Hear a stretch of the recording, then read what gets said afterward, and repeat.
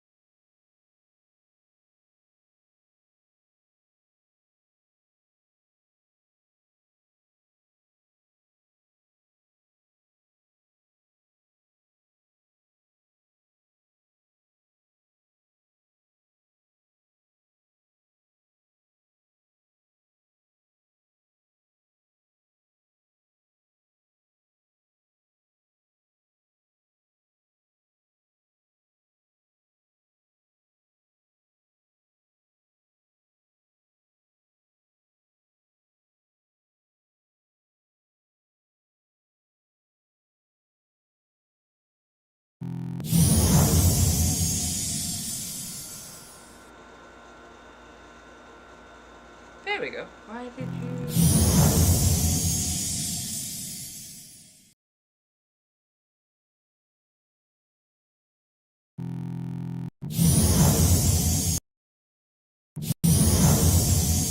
We'll just have to do a live scene there. There we go. Hello. How do we do? It's been a day. Not in a bad way, it's just been a day.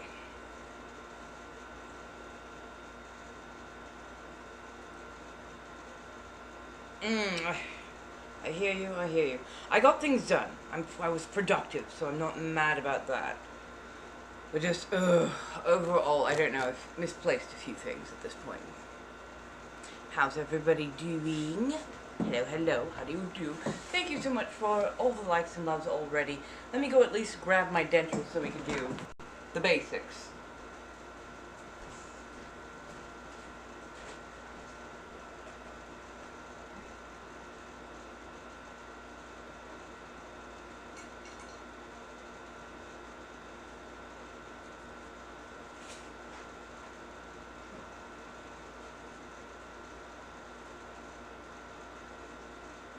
You'd think that I put the thing back in the exact same place every single day, just to save myself a bit of consternation. And yet today is the day I moved the damn thing.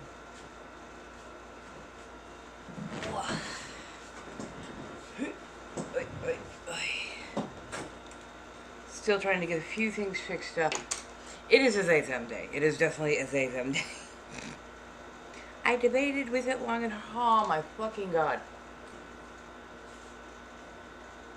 Get up 3 times? Forget the dentures every time. Ugh.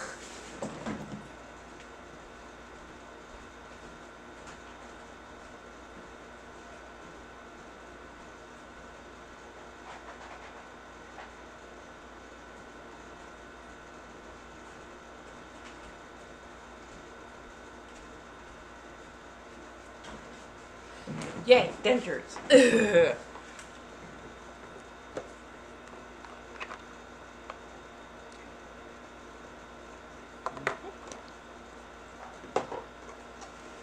Hello, hello. How are you doing, darling?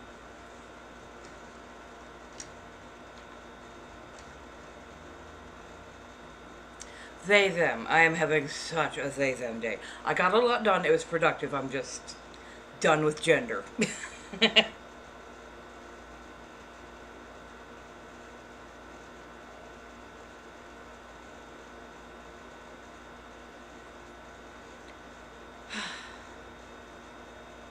Wait, lost your ranch?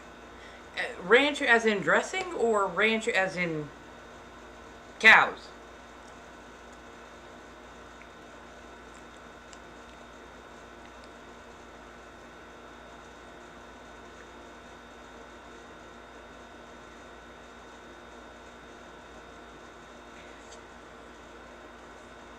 Oh, and then let's switch over to multi-stream so I can see when people chat. There we go. Hey, I had to ask. I had to ask.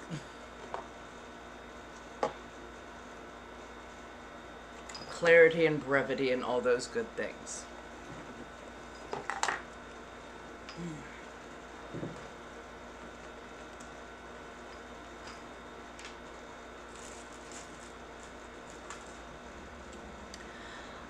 I'm gonna try and be on at least 2 hours. I kind of wore myself down quite a bit, so that might change ever so slightly.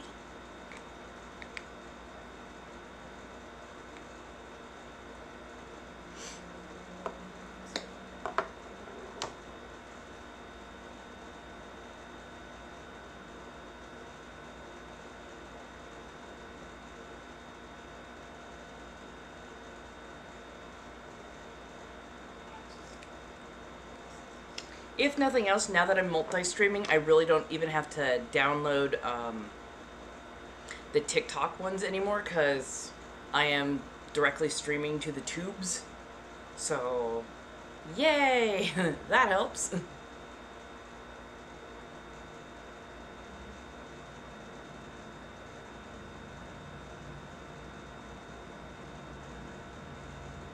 There we go.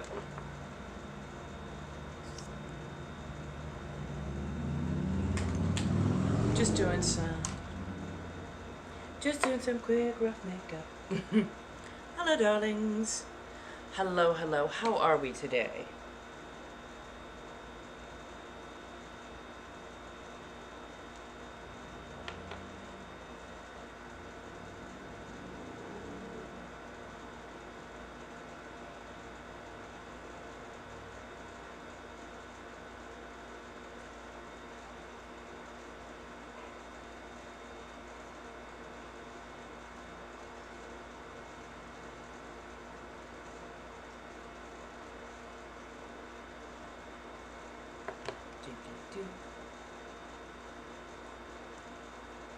I feel like everybody's having like a hot, quiet day today. Like just, it's almost too warm to talk. Ooh, heating up some samosas. Now that sounds fucking good. I'm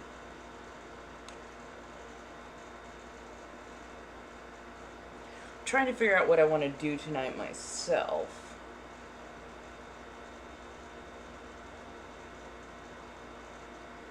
Honestly, I've just kind of been picking my way through fruit.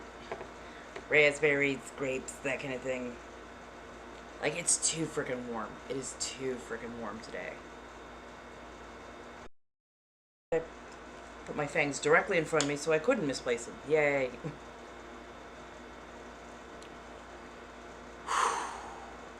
Favorite kind of apple used to be the Washington apples. Just because I love the, like, or the big, the Red Delicious, because I love those big, dark skin, just beautiful, crispy, crunchy. Nowadays, don't eat apples quite so much, but, yeah, flavor-wise, I'm gonna go with, like, the Red Delicious, or, like, the Washington Macintosh. I love a good crunch. I'm not a fan of Granny Smith. Never have been. I think their use on caramel apples is an abomination, because I'm going for a sweet treat, not a... The hell? So, but there is something to be said for, like, the galas, the pink ladies, the, you know, golden delicious, the opals, all that kind of stuff. And I still really want to try the black diamonds. They look fantastic. Oh, thank you. I just started it, so it's literally as light as can be. This is my natural skin.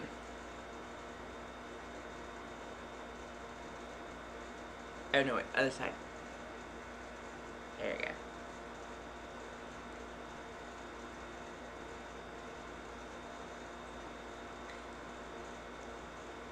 Did I get it? Oh, now I got it right the first time. It just too much glue. Ooh, Honey Crisp. Yeah, those are a good one. Those are definitely a good one.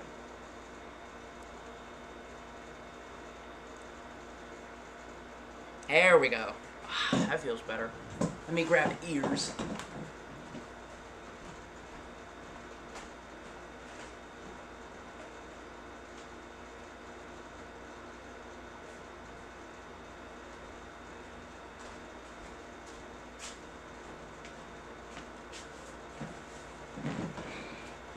There we go.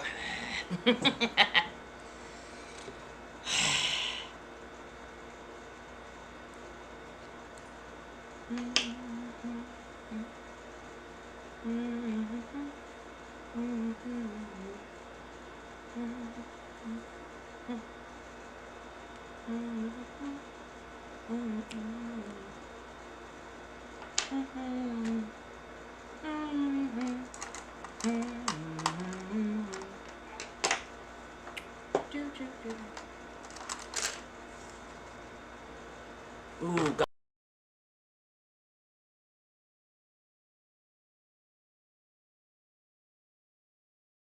Gala is so good. Gala is a good apple. I mean, we have so many different types of apples, too.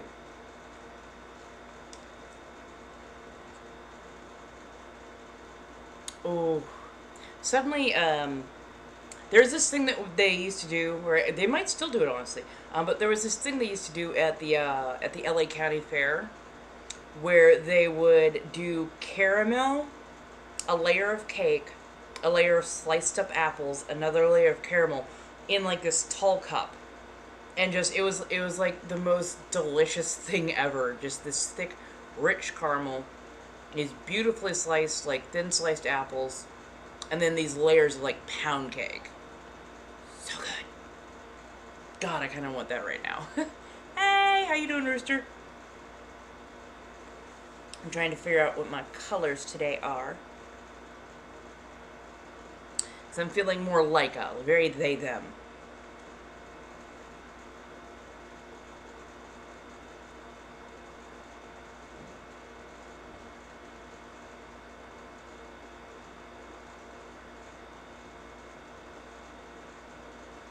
Yeah, I'm doing okay. I did a lot today. I got my car smog tested. I got my car washed. I got gas in my car. I took care of my car today. And it actually looks really good. So, yay. And I think tomorrow I have to go to the DMV. Let's see. Let's go grungy.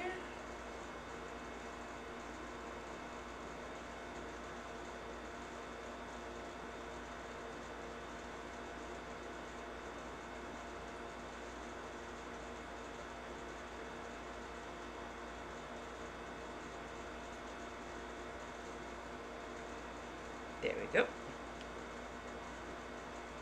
Right, I was productive. Like, I can't be upset. I was productive today.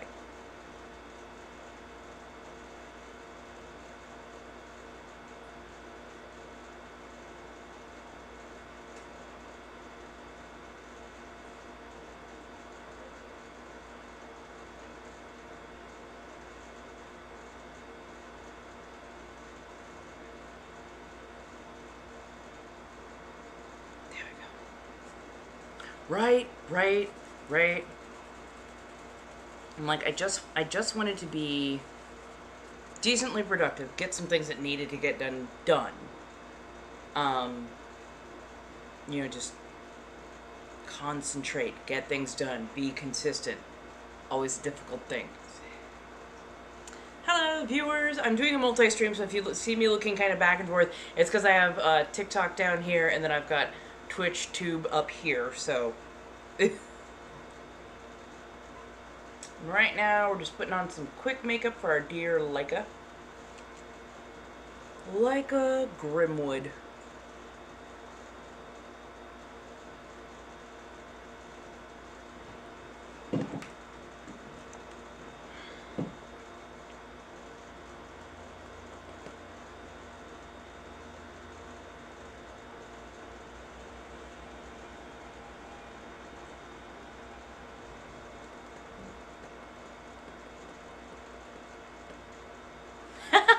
But that's a good thing. That's a good thing. It means you found a place that you found comforting, that you found safe, that provided you the kind of community that you needed in order to be able to step outside of your normal zone of introversion.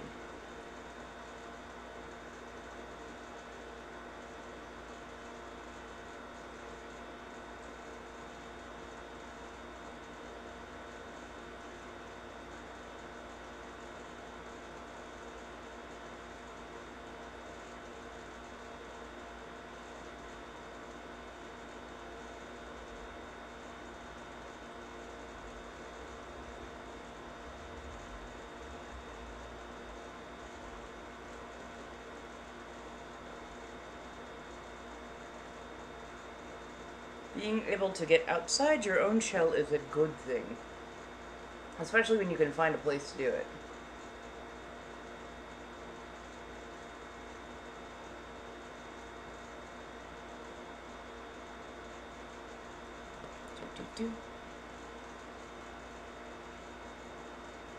Oh yeah, yeah. Did black as my base coat so that the purple could stand up against it a little bit better. Oh, I need to extend this out a little bit more.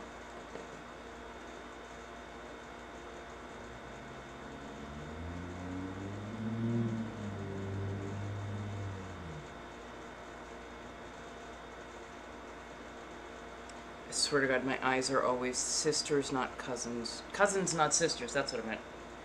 Any which way. Here we go. I have a few fish and frogs, but I think I'm moving in a couple months, so I may need to rehouse them. But yeah, like I don't have like dogs and cats and whatnot.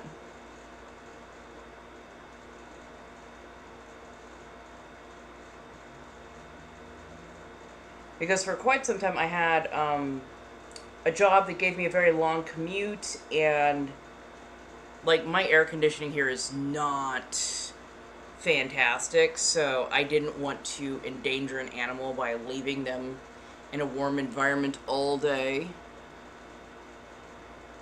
Why am I having such a build it blocky? I think the moving will be a good thing. I honestly think the moving will be a good thing. I need to kind of get out of this environment. I'm feeling a little stagnant. So, it'll be a good thing. Overall, it'll be a good thing. It's always going to be a little bit stressful because I don't love changing what little routine I have, but change the routine is what I need to do. So, yeah. Right. That's what I'm trying to look at it as. Like, it's a new start. It's a new thing. Maybe some of the job prospects will be a little bit better out there. Just so far I'm not finding the things I need here. I do love this place. I do like Long Beach quite a frickin' bit. But just like, it is what it is. I gotta roll with the punches just a touch.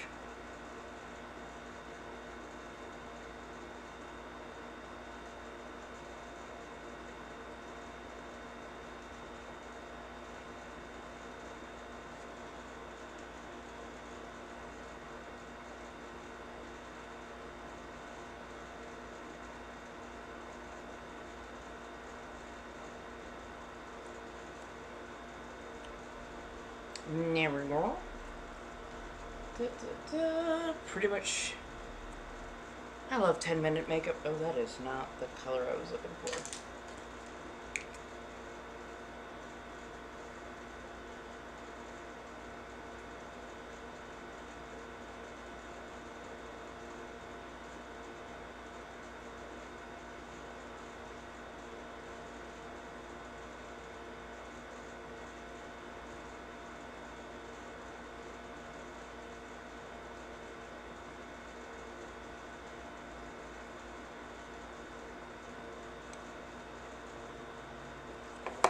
Hello, hello. How's everybody doing? There we go. So, this is much more going to be like the Leica Grimwood character. The Leica Grimwood persona.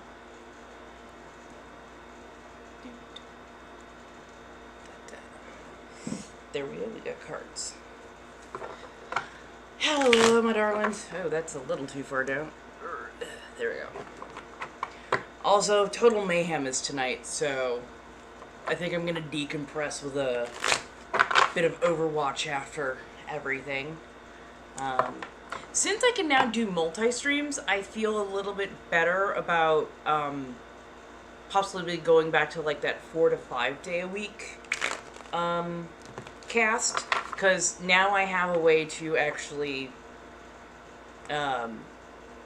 have multiple streams going at once. I don't have to dice up my time like I had to, or at least that I thought that I had to before, because I'm like, gotta get in 2 hours here, and 2 hours there, and 2 hours over here, and I'm like, oh, I can multi-stream. Fuck, I'll just do that.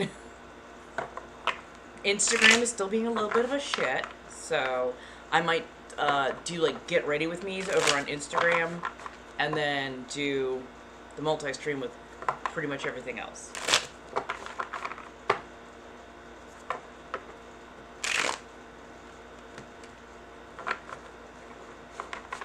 Hello, hello, my darlings. Thank you so much for the likes, the loves, the shares, and everything else. How are we doing tonight? Oh, that's right. I did say I was going to read myself.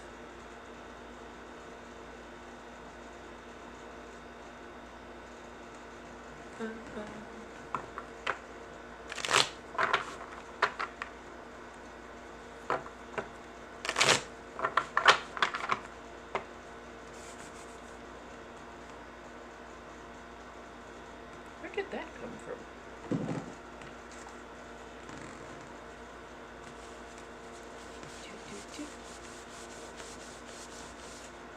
Ooh.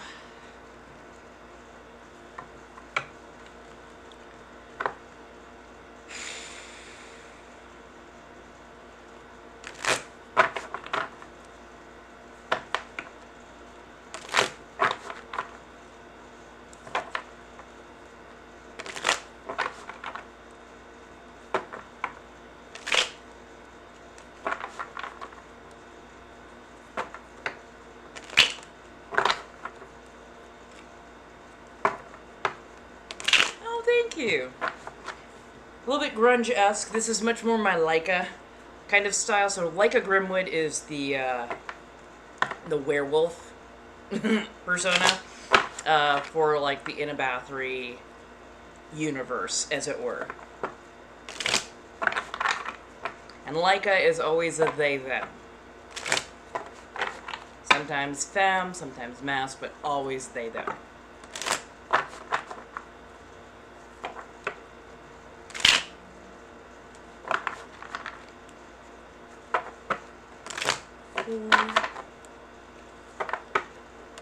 Three,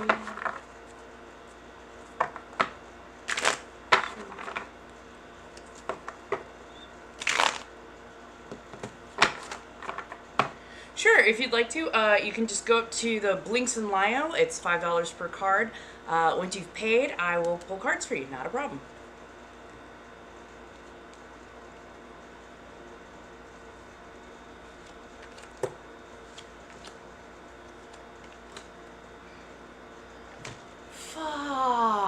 Fuck, why?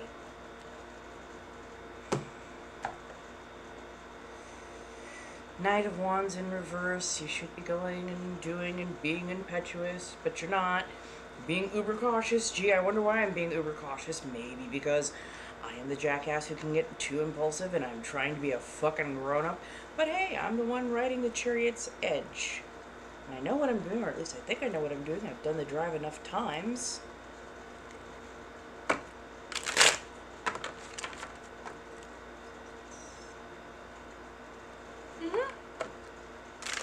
And like I've been reading for a while, and you know, it's experience, it's expertise, it's a service. Thank you so much for the roses. Thank you so much for the gifting overall, the likes, the shares, the love. I do appreciate it. And if anybody has questions, especially about commissions and whatnot, I can get you pointed in the right direction.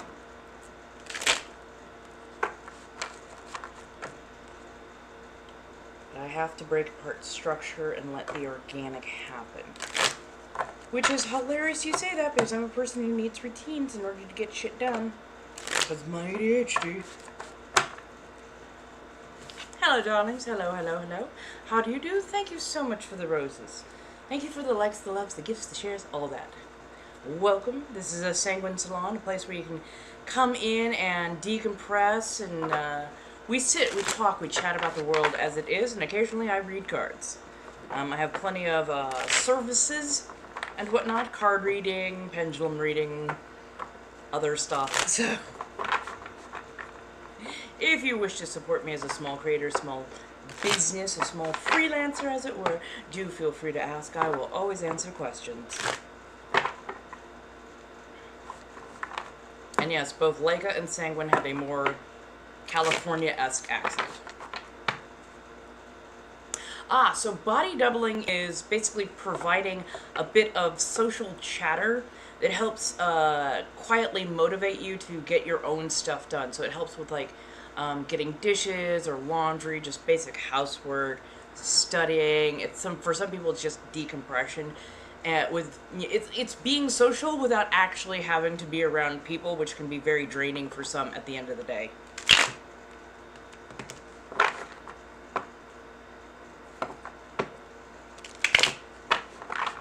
Yeah, basically. Have you ever noticed when you actually have somebody sitting around with you, you actually tend to get more stuff done? It's because we're social creatures, and when we're by ourselves, we're in the head usually a little too much, or you know, we're like, there's other things, I don't, you know, nobody else is doing it, so. But when you're around people, or at least when you feel like you're around other people, you're a little bit more motivated to do stuff, but you don't feel nearly as drained afterwards, because you're like, yeah, we all bitch in now, it works.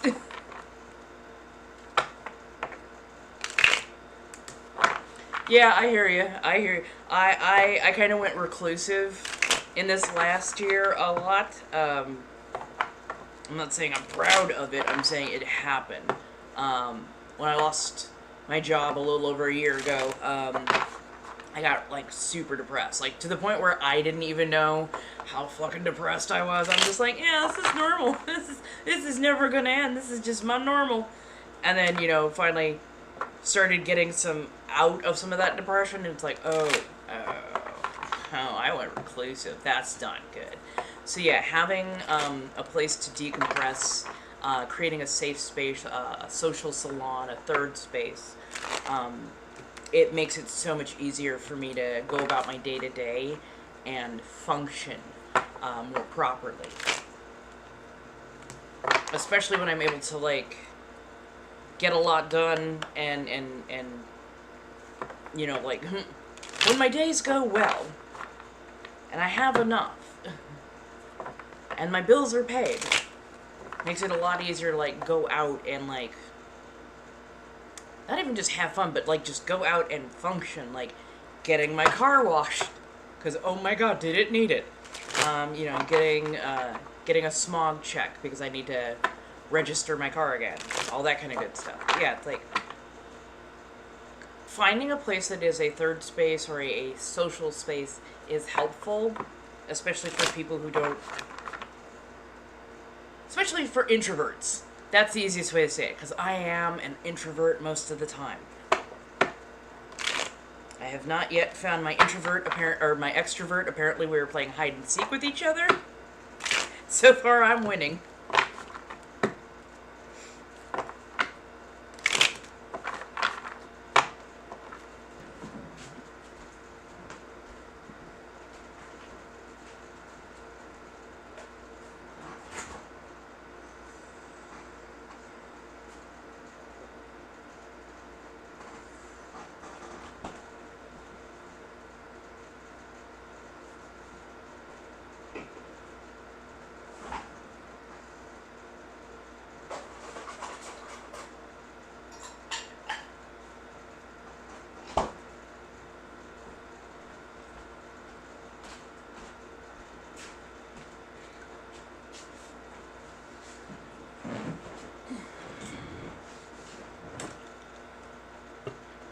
Hello, darling.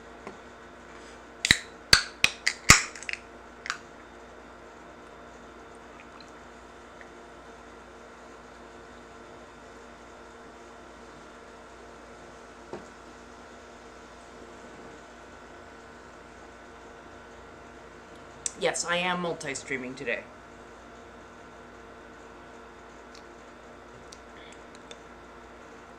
And now that I figured out that I can do a multi-stream, I feel a little bit better about maybe doing 4 to 5 days per week on here. So yes, I got 2 different.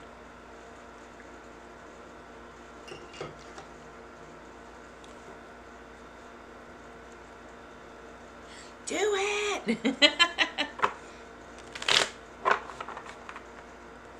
It's good jealous too. It was like $2-3 at my local thrift store. Ooh. Ooh, I suddenly want to go thrifting. Or shop on Shein. Both sound kind of good, so.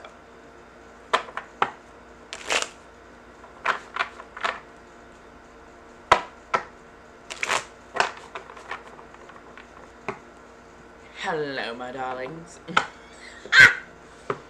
I'm sorry, I gotta find a different one for like, hello, that, yeah, it's too vampire-y, it's too succubus. Greetings, mortals, no. Thank you, darling. Decided to go a little bit more Leica today. So, ears, hair kind of out and wild, no middle lip thing, Leica.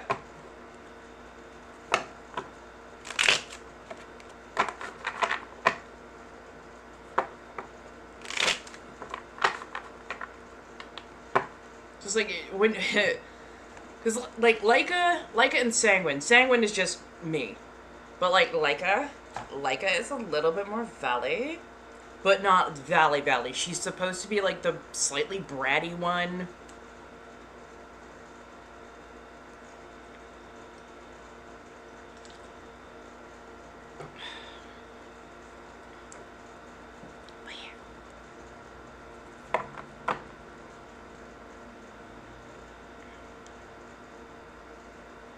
Every now and again, you gotta flex them back into place. Good soup.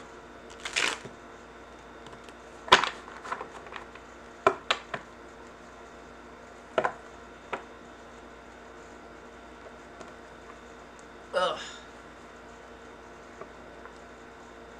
Why do I make so many crunchy noises?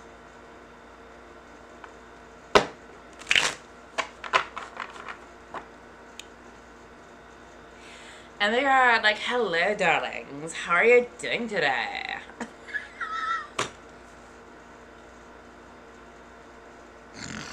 Oh, no. Oh, no.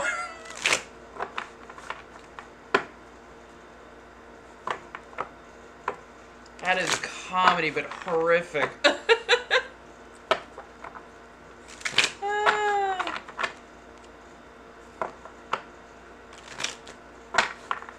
So, if anybody needs cards read, by all means, let me know. I know I've got to start making more content to actually go onto the TikToks. I'm just trying to figure out what to do. This is the one part that I definitely dislike about ADHD is the executive dysfunction. Because I'm just like, I've got so many great ideas. And they're like, okay, which one do you want to do first? I'm like, don't ask me which one I want to do first. First? Why would you ask me first? So I want to do all of them. But, you know.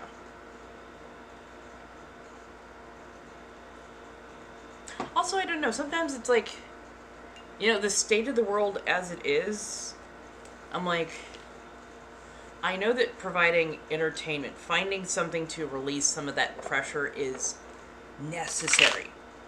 Because if you just keep building up anxiety and pressure and negativity, when it spills out, it's going to be messy.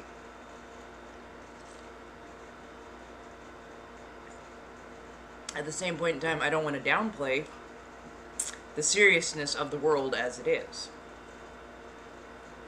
Why do I give myself ethical problems? Oh, that's right. That's right. Neurodivergency, a need for justice, I am Batman, all those things. So, what shall we talk about today?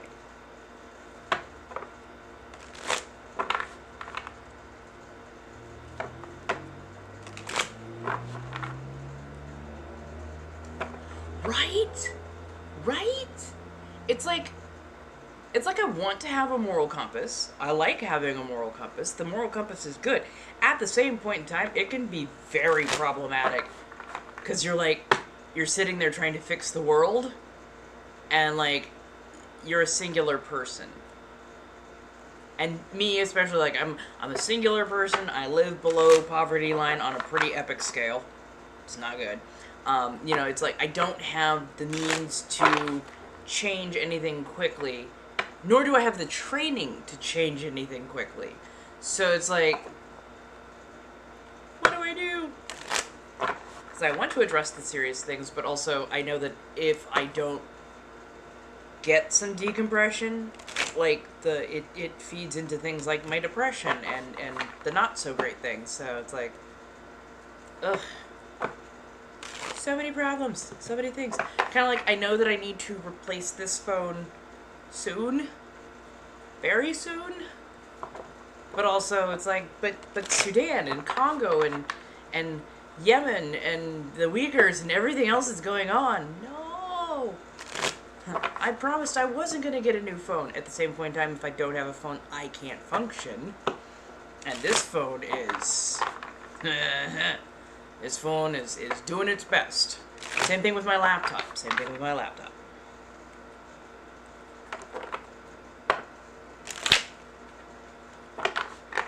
Oh, yeah. No, when I was a kid, it, like, law was so absolute. Black and white thinking. Very, very, what do you call it? Just, it was one of those things where there was right and there was wrong. And I actually didn't care about law. I cared about right and wrong. And if something was wrong, I didn't care what the law said. The law has been wrong before, so let's look at the moral. Let's look at the ethical. You know, that kind of thing. And yes, I like, as I grew up, prefrontal cortex finally, you know, finished up a bit, and I started learning about nuance and intersectionality. And I'm like, some of these things make more, some of these things make less sense, you know. Actually, right now I'm listing a bunch of things on OfferUp. I found some good stuff on OfferUp. I just need to make sure that I have, like, a friend with me who's, like, much more knowledgeable about electronics and whatnot, because I don't want to, like, buy something that I shouldn't. Yeah. Hello! How you doing, darling? How do you do?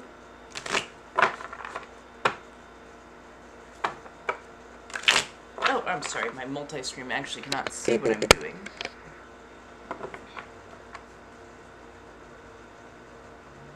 Thank you, darling. And again, a little too deep. There we go. There we go.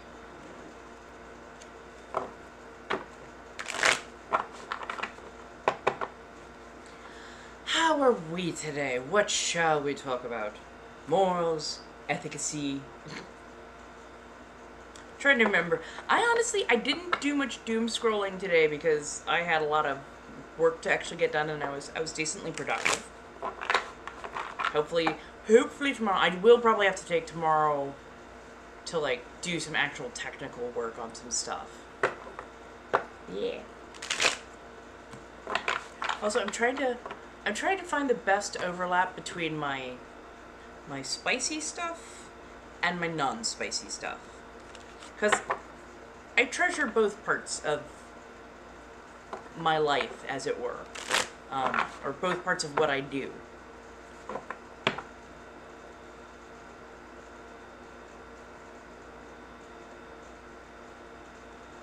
A little bit slow, a little bit slow. It's been a bit of a week. It's not a bit of a bad week, it's just been a lot of stuff needed to get done, and I'm getting it done. That means I have to not concentrate on other stuff because, you know, the hyper-focus. So. But how are you doing, Sloth? Oh. I've been working forever at this point on,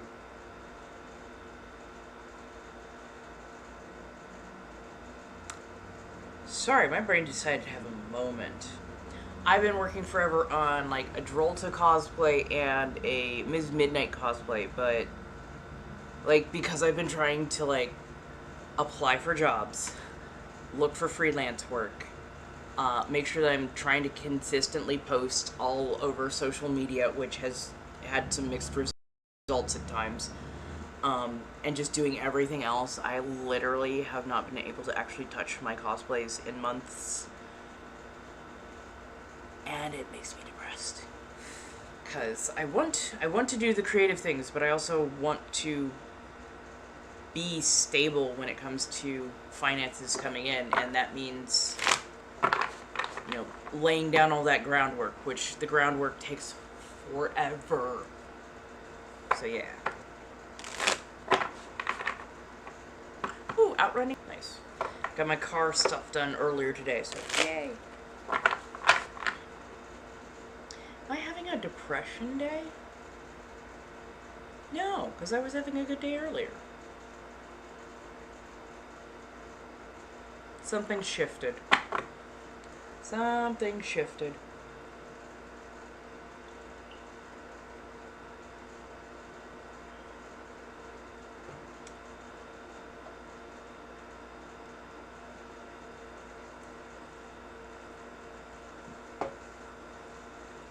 Hello, hello.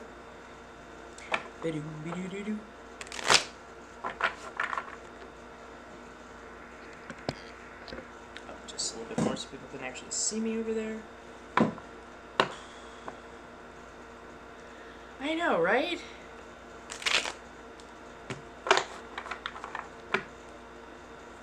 And honestly, by now the universe should know the best way to entice me to do something is by giving me some success in it. Like, consistent success in it. If not, my brain gets that. Anybody else with ADHD, the rejection sensitivity thing that you get when, like, you've done the work and you've been consistent and just, you feel like it's either going nowhere or you're, like, it's just not. It's just, anybody else get that, or am I just the one having the thing right now?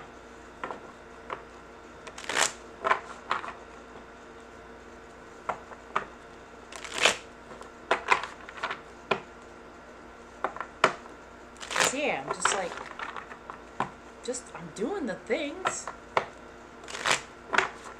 Give me a sign.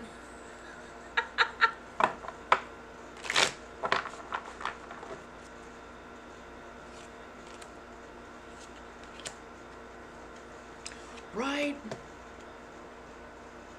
Ace of Cups, Three of Pentacles, Five of Wands. New opportunities, working together with other people, not having to fight.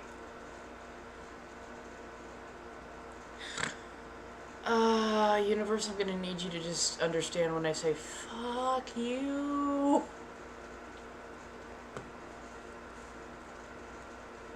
So, I found these on Throne. It's a small it's like a creator support thing where you can like buy creators things for their streaming, for their outfits, for their prop work, all this different kind of stuff. You can also like financially support them there as well. So yeah, found them on Throne, and then somebody got them for me, and they are fantastic for Leica. And I'm also going to be using them for Luna, because I do have a Luna cosplay, closet cosplay, and put it together. But I kind of want to do one that is actually more close to Hell of a Boss, so that it reads more easily and quickly. So yeah. So, I pulled the Ace of Cups, I pulled the 3 of Pentacles, and then I pulled the 5 of Wands, which basically reads like, new opportunities coming your way to collaborate with others and to not have to fight your way through the damn thing. Thanks, that's exactly what I was hoping for.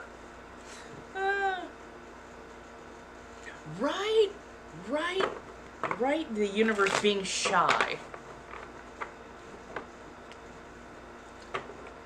Hello, darling, thank you so much. Yeah, I went a bit more werewolf today. Because that's how I'm feeling.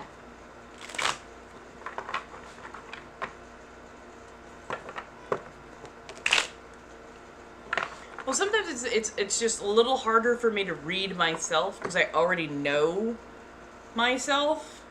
So the cards get super blunt with me. Like, so like what I just pulled was for myself, and it's like Ace of Cups. Okay, so there are new opportunities coming towards me. Yay. 3 of Pentacles, working together with others, collaborations, that kind of thing. Okay, great. 5 of Wands. Usually the 5 of Wands is getting ready to do battle, as it were. And in this instance, it's turned upside down, but it reads very bluntly in my head as a, yeah, you don't have to like fuck, this is not a struggle bus. Okay, this won't be a struggle bus, I promise. Like, I'm like, oh, okay, I hope you're going the routes that I can see and find and you know, that's the way we're gonna go with it.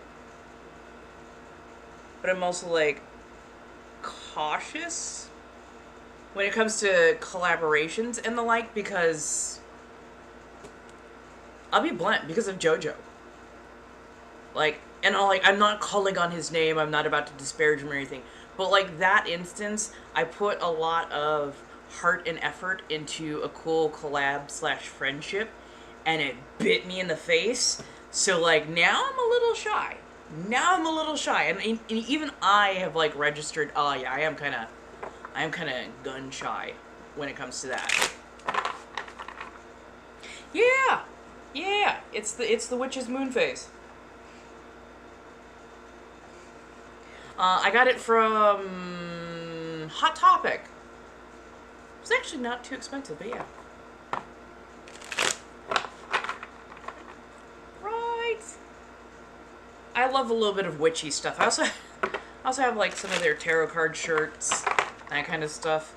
I wish they would do more than the frickin' 3 of Hearts.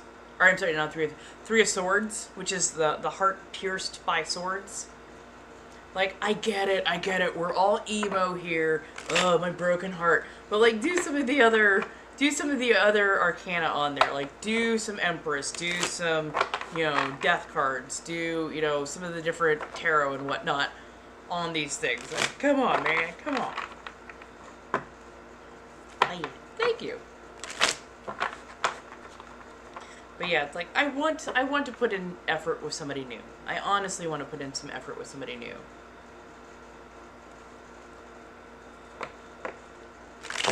I just hope that I give them the chance when they get here.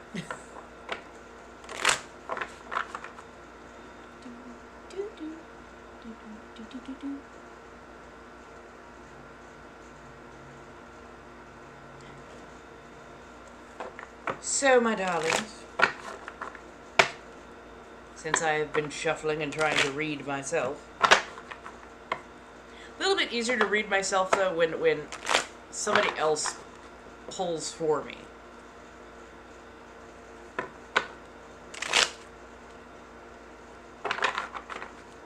I'm not trying to do a Celtic cross because I'm not trying to get read for filth. We all know how those goes.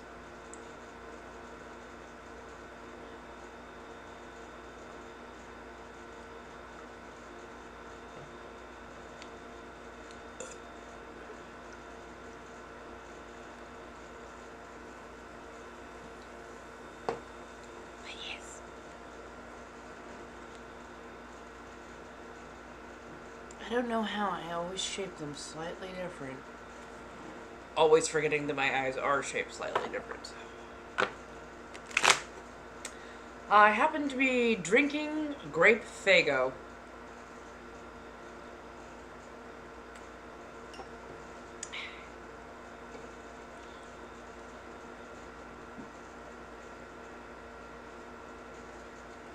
It's really good. It's so good. It's like, it's the classic grape soda flavor. That almost syrupy Dimetap flavor. Which I know now apparently they have changed the flavor of grape Dimetap because it was just too tasty. Apparently, these companies that make over-the-counter medications purposefully put shit in it that makes it taste fucking horrible so that you are less tempted to take too much of it. Which I'll tell you right now, yeah, as a kid, if you had left me unattended with a bottle of Dimetap, I might have chugged it. But still, why you gotta make it taste so horrible? Like Robitussin. Nobody needs to feel like some crusty ass mentholated dude is shoving his toes down your throat. Why did they make it so awful? So Killstar is a more ethical gothic brand. Dolls Kill, I believe, is the one that is like, ooh, it's a no-go. Because they've got just a super bad track record for like all kinds of stuff. Right? That part, I didn't even know I had those until I drank a little Robitussin, and then I'm like, oh, that's what those are. Oh, that stuff, and it sticks to the inside of your mouth, something awful. Just like, like, it'll stick at and it doesn't, like, stick to your tonsils, it doesn't stick to, no, it sticks to, like, the back side of your tongue, and just, like, you'll move your tongue, and you just, suddenly from the back corner cheek pocket, you're, how did it get there? Who's punishing me? That shit's awful. I mean, you won't have a cold after a couple of doses of it, but still. Robitussin, my goodness.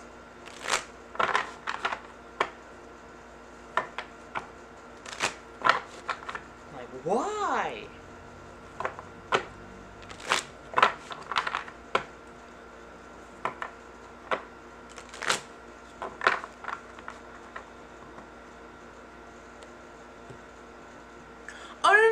No, Sheen's totally cool. I like Killstar. Dolls Kill is just like, they've got a really bad track record. We're talking like ableism,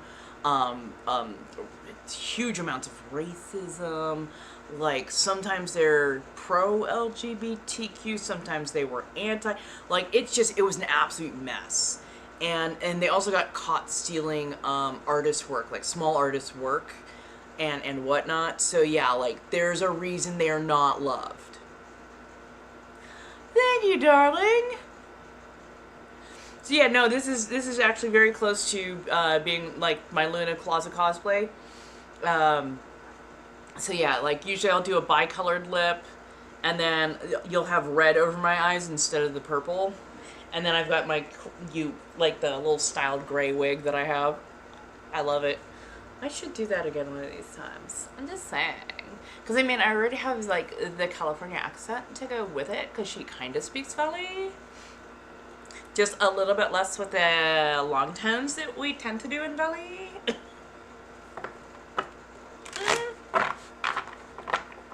Yeah.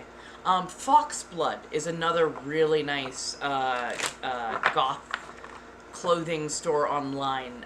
They have a lot of good stuff, and I believe they are pretty darn ethical. Like, I haven't heard any bad shit about them recently.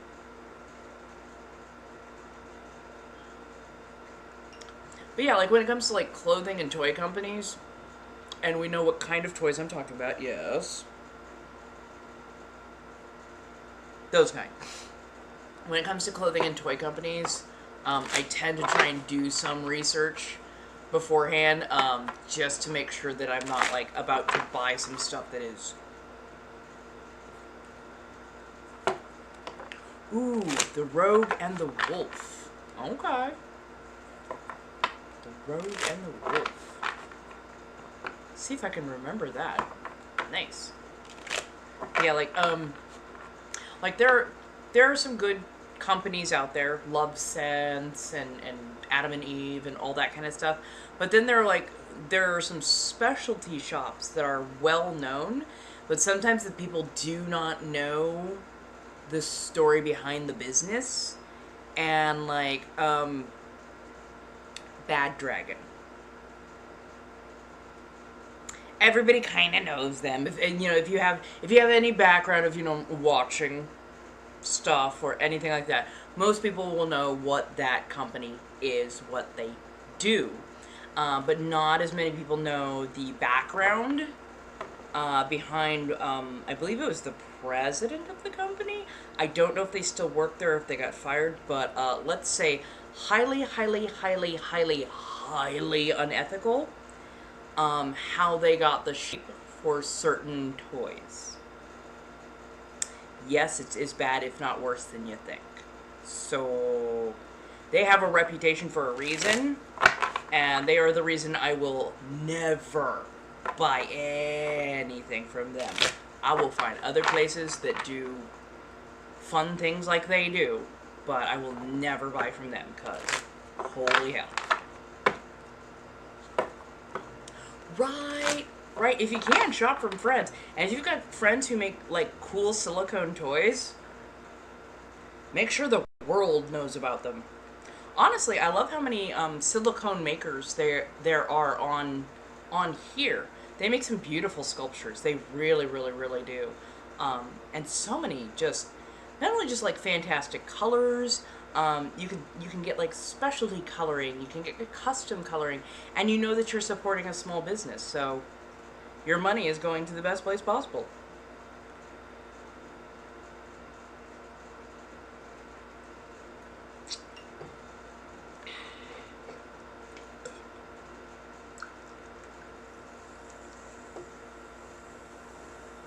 Wow, sorry, I got that all the way up to the top.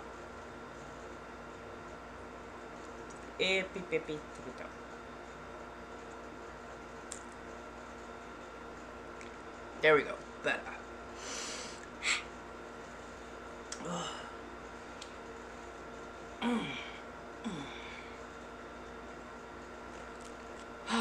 So, duds. Tomorrow's Thursday, I believe, right? Grape Faygo. Just good old-fashioned Grape Faygo. You can get a 4-pack from the $1.25 store for $1.25. It was funny because the first time I thought that the 4-pack was just a misnomer kind of thing. Like I was like, oh, a can of it. They just happened to package them as and I went to the front with a singular can, and they're like, you do know it's like the 4-pack for the $1.25. I was like, mine. And it was Faygo cotton candy. It was actually really good. Super duper sweet. You could definitely use a cutter for that one, but like super good. So Faygo tends to be regional, or at least it very much was at one time, and it was regional like to the I want to say it's like the upper north portion of the United States. So, like, Michigan to roughly Montana. So, like, Michigan, Wisconsin, Illinois-ish area. So, like, yeah, the Midwest, it was very much a thing. And then as people, like, you know, moved around or moved their businesses from one place to another, they kept ordering stuff from there. And so we occasionally will get hit out here in California, but it wasn't, like, really everywhere until, like, much more recently. So, like, as a kid, the only place you could get Faygo was from, like, the delis.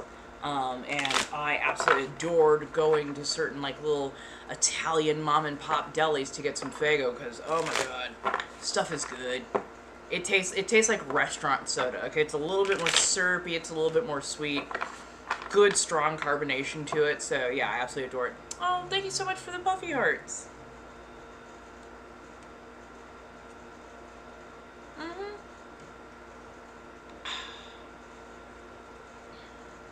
Thank you.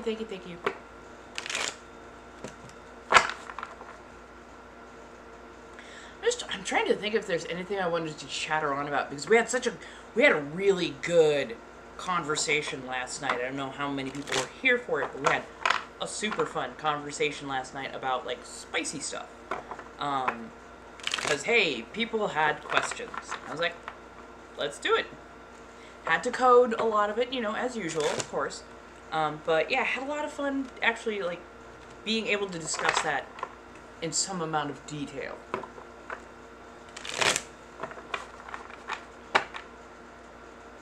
Which I know it's not for everybody. But again, this is why we do salons. Salons are third spaces, a place to decompress, talk about the world, society, fashion, the things going on, the things that are trending. And mostly it's a good place to decompress, much like a speakeasy. Hello, darling. Thank you so much. How goes?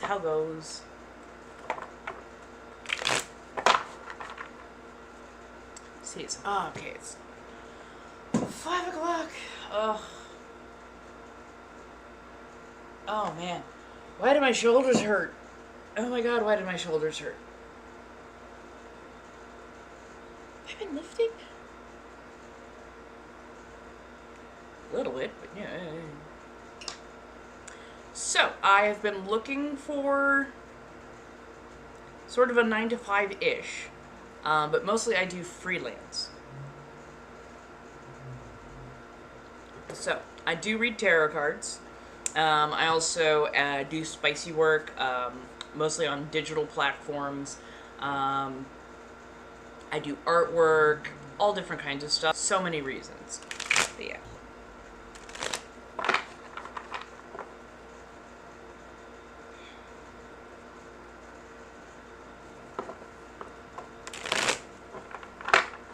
I might be moving soon, yeah. Just to a little bit of a better place, and hopefully a little bit less rent. Because they keep, in my small apartment, they keep trying to jack my rent up. And if you see me just constantly sweating, it's because I have a tiny box AC for this entire place. And it's like the little engine that could. There are cracks in some of the walls. There are repairs that need to be made that have not. And yet they're trying to raise it yet again after putting a quick coat of paint on the outside. So, yeah. Hopefully it is a new start, a fresh start, and that'll go well for me. Because I could use it right about now.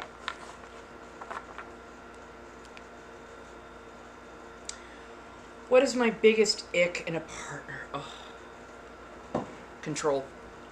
Control. Absolutely it is control. And when I say control, I don't mean like power dynamic, like, ooh, kinky, control. I mean like, if I hear the words, I'm not letting you go to... I'm sorry, did you just tell me, a grown-ass sentient adult, what you are and are not going to let me go to and or do and or where?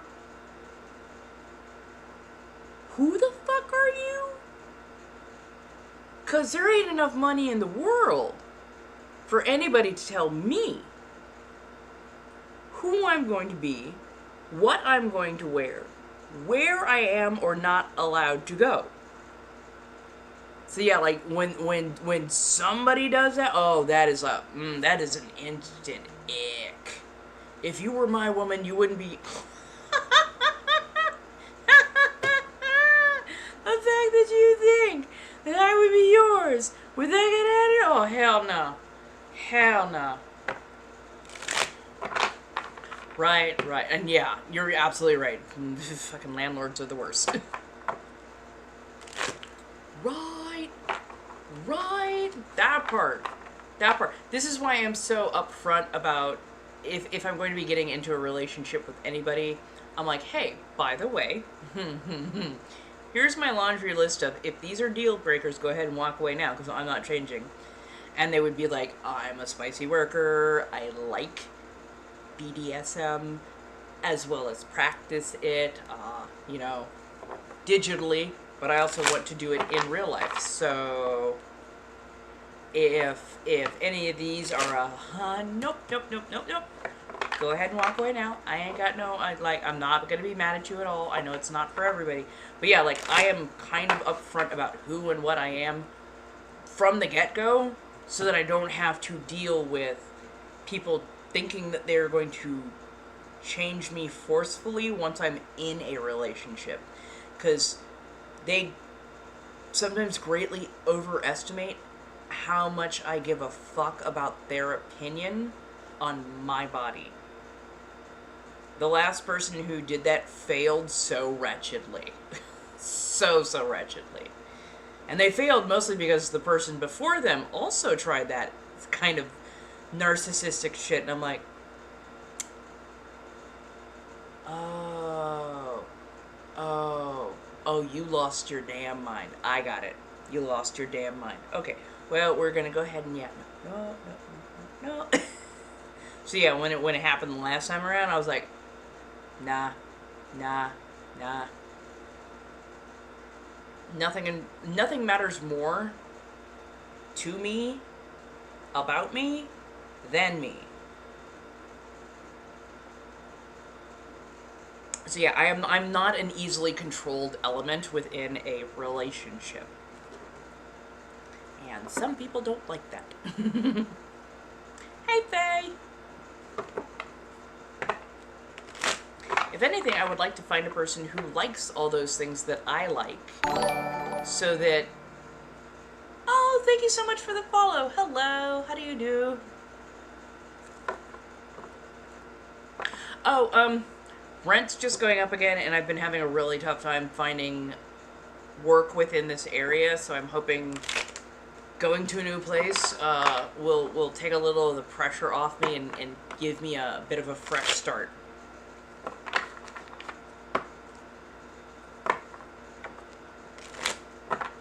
Right? That part. And it's like, I'm not asking anybody to compromise for me. Hello, Getter. Oh, good. I'm doing a bit of a multi-stream, so if you see me looking back and forth, don't worry. It's not that I'm not paying attention. I'm literally paying attention. It just takes me a minute sometimes looking back and forth. But yeah, hello. And yes, I am a card reader, so I shuffle the cards. Danke. But yeah, like honestly, I want to find somebody who likes a lot of the same things that I like, so that we're on that same page. And, hopefully, they will, maybe even participate a little bit in some of the... Okay, that was an odd kind of confirmation. But yeah, it's like... hopefully I'm not moving, too far. I'm kind of talking it over with a friend right now, and we're seeing what the game plan's gonna end up being. Hopefully I'm not moving too far, but yeah, I need a new area. I need a new area. Only if my roommate is a poltergeist. No, just one of my posters just fell off my wall in the hallway, and I was like, odd timing, because I was talking about moving, and they're like, here, let us help. I'm like, the shit, man. I better doing it naturally. I've literally never had a good date off of an app. Because A, wading through the muck as it is a lot. But B, like, even if they get past that initial talking point, like when we meet up,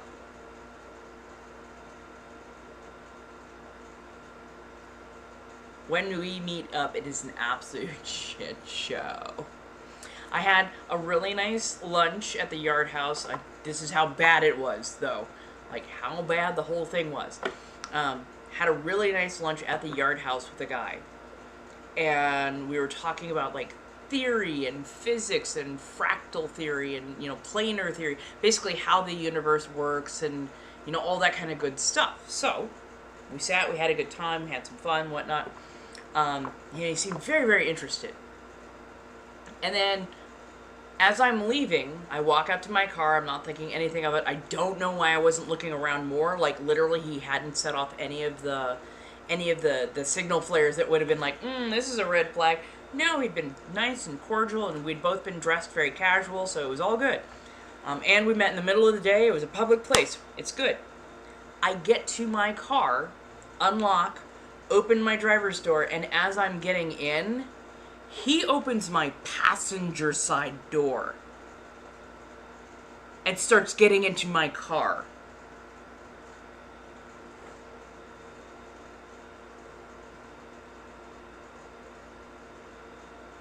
I hadn't invited him to my car. I had not invited him to follow me. I had not asked him to get in. I had just been like texting my friend, just letting them know that it was a good date and that like I'd had fun and I'll be, coming back and I'll tell them more. And my father entered my body. And in one of my biggest booming voice, what the fuck do you think you were like? I put bass in my voice. I'm like, the fuck do you think you were doing? Oh, I just want to make sure you got to your car. Bitch, you almost got in my car. Like, yeah. I'm like, what the fuck? It very much was, okay, I guess you'll have... So he shuts my door, he walks away. I make sure that I am not followed when I'm driving. Luckily, I had taken a couple of freeways, so I'm like, I took a long route home.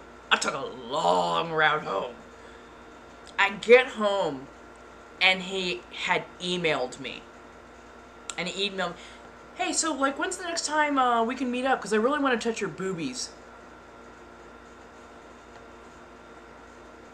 Dude, you just tried to get into my car after a lunch date. And did you just call them boobies? Really? What the fuck? Like, I was raging. I was incensed. I blocked his ass so hard. I'm like, who the fuck does this? And it was a good, that was the thing that was blowing my fucking mind. I'm like, this was a pretty damn decent date. This had been a nice lunch.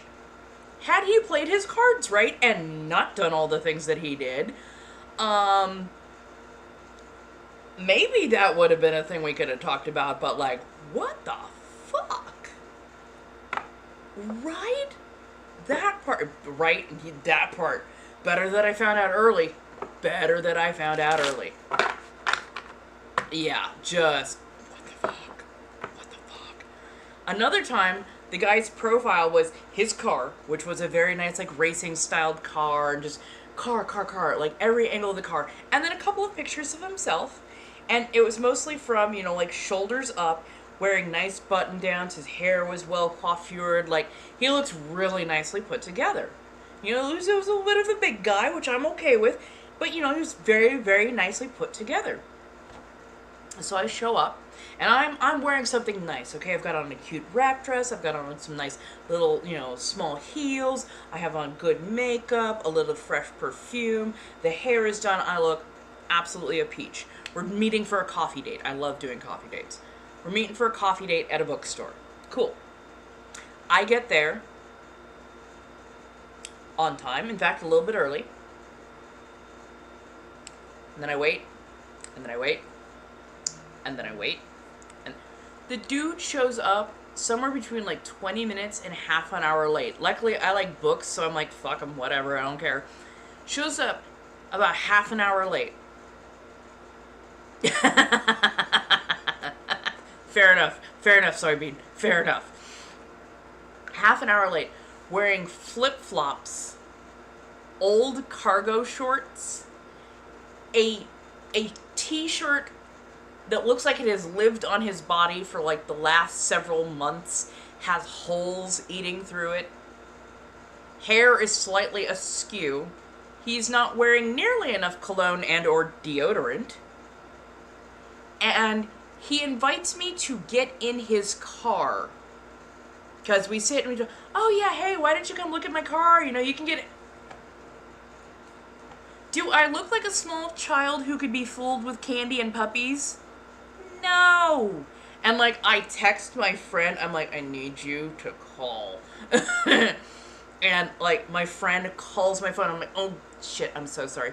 Hi, yeah. Yes, sir? Oh, yes, sir. No, that paperwork is at home? Oh shit. Okay, I'm so sorry. This is my boss, I've got to go. I've got paperwork to turn in. This is a fucking legal issue. I have to go now. And he's like, oh, come on, can't you do... I'm like, no, literally, this is legal work. I gotta go now. And the fuck out of there I got. I'm like, what the fuck?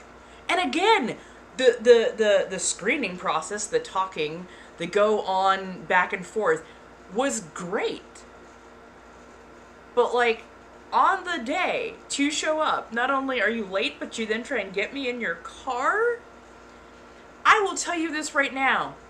I will repaint the inside of your fucking car with your entrails if I sniff for 1 second that you're going to try and drive me where I don't want to go.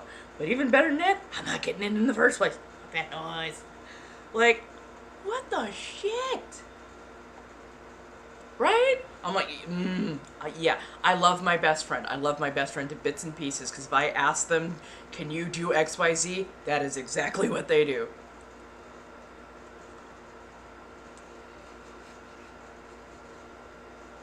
Right? Raise your expectations. I have decently high expectations and standards, and somehow these men, even when the bar is in the fucking basement,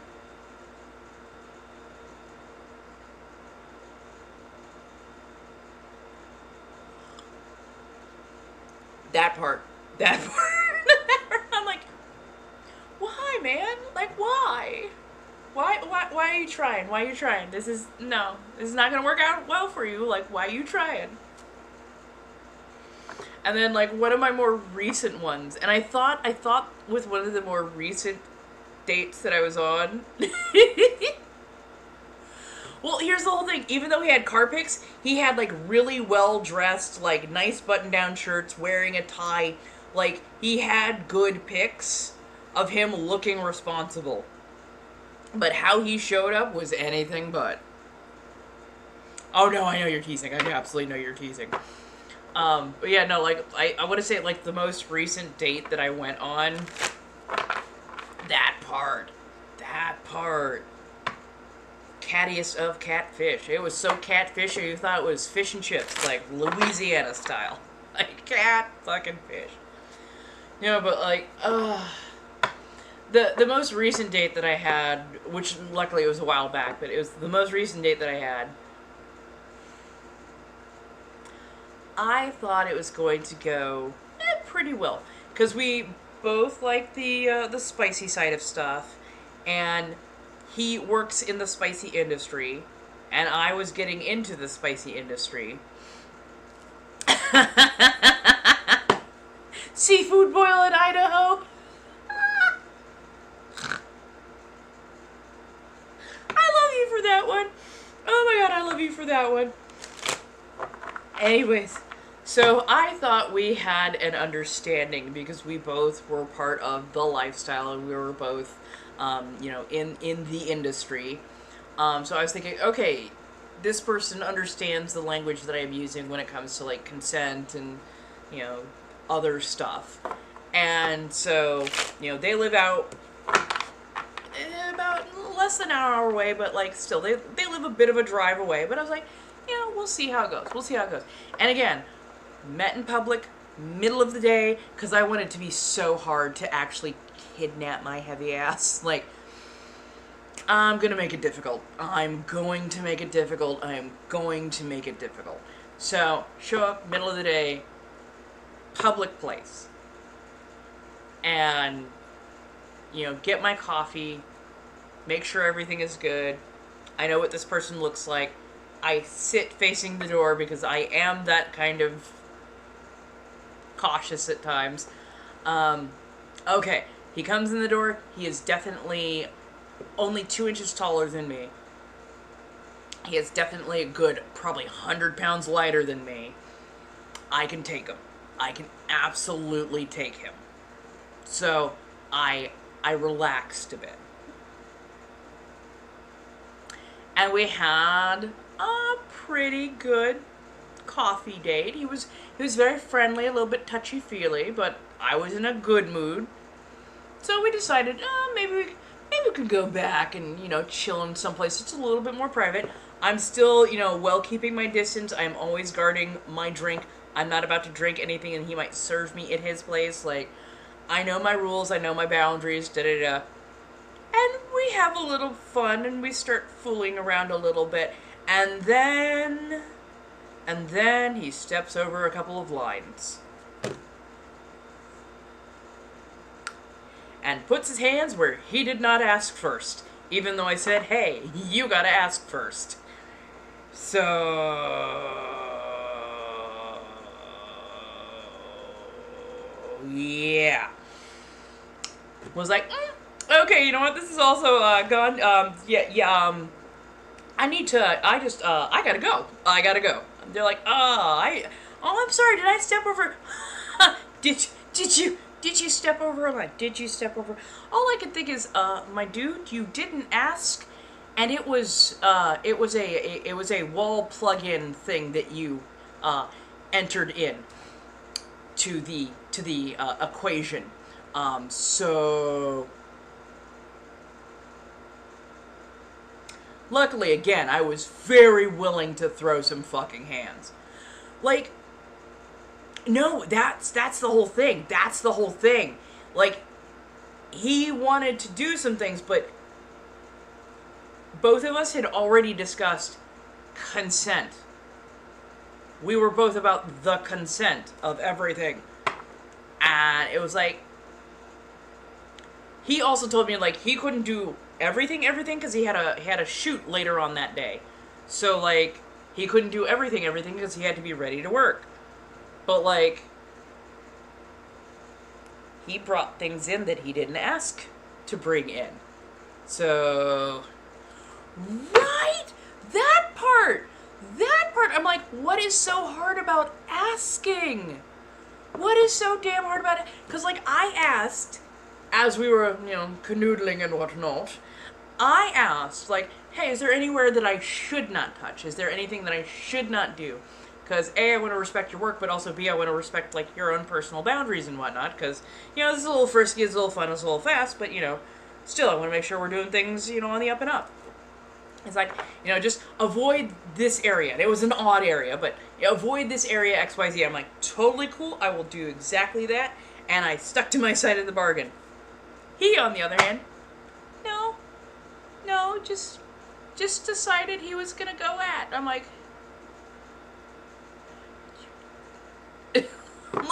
what the fuck? What the? And see, I would have left your fingers alone. Right, that part. And it's like if I did not so very much enjoy, weirdly enough, the company of men, you know what I mean. Like, if I could choose the other side, strictly, I would. I fucking would. But, like, that's how I know it's not a choice. Right? That part. And I'm like, for once, I found somebody who's not only on the same, like, the same wavelength. We had, like, similar job, stuff. And, like, I thought that was going to be, and it's like, no, absolutely in the hell not. Like, what the shit? Ball dropped so fast, I said Happy New Year. Yeah.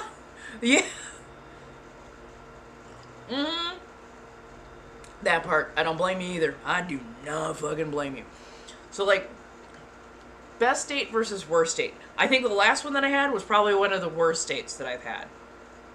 Other than the guy who asked me how many boyfriends I had, if any of them were military, which unfortunately for him, I'd had 4 or 5 boyfriends at that point. Not all of them intimate partners, but, like 4 or 5 boyfriends at that point, and about half of them were military. I'm like, yeah, about half of them are military. Like, yeah, let's see, a couple Marines, and the Navy. Yeah, so yeah, about half of them. He's like, oh, fuck. Like, he tried to forcibly hold my hand. Ooh, there was also, oh god, there was the guy who took me to the movies, who I thought he was my friend, until he tried putting his hand on my fucking knee, and then cornering it, my car, trying to force me to kiss him. That would also be a pretty bad one. Ew. I think I blocked out most of those memories. Ew. But, like, the best date was also a surprise. My best friend, the Virgo. My best friend was not my best friend at the time, but I knew him pretty well. I'd been gaming with him for a couple of years, tabletop, and I worked at the Renaissance Fair.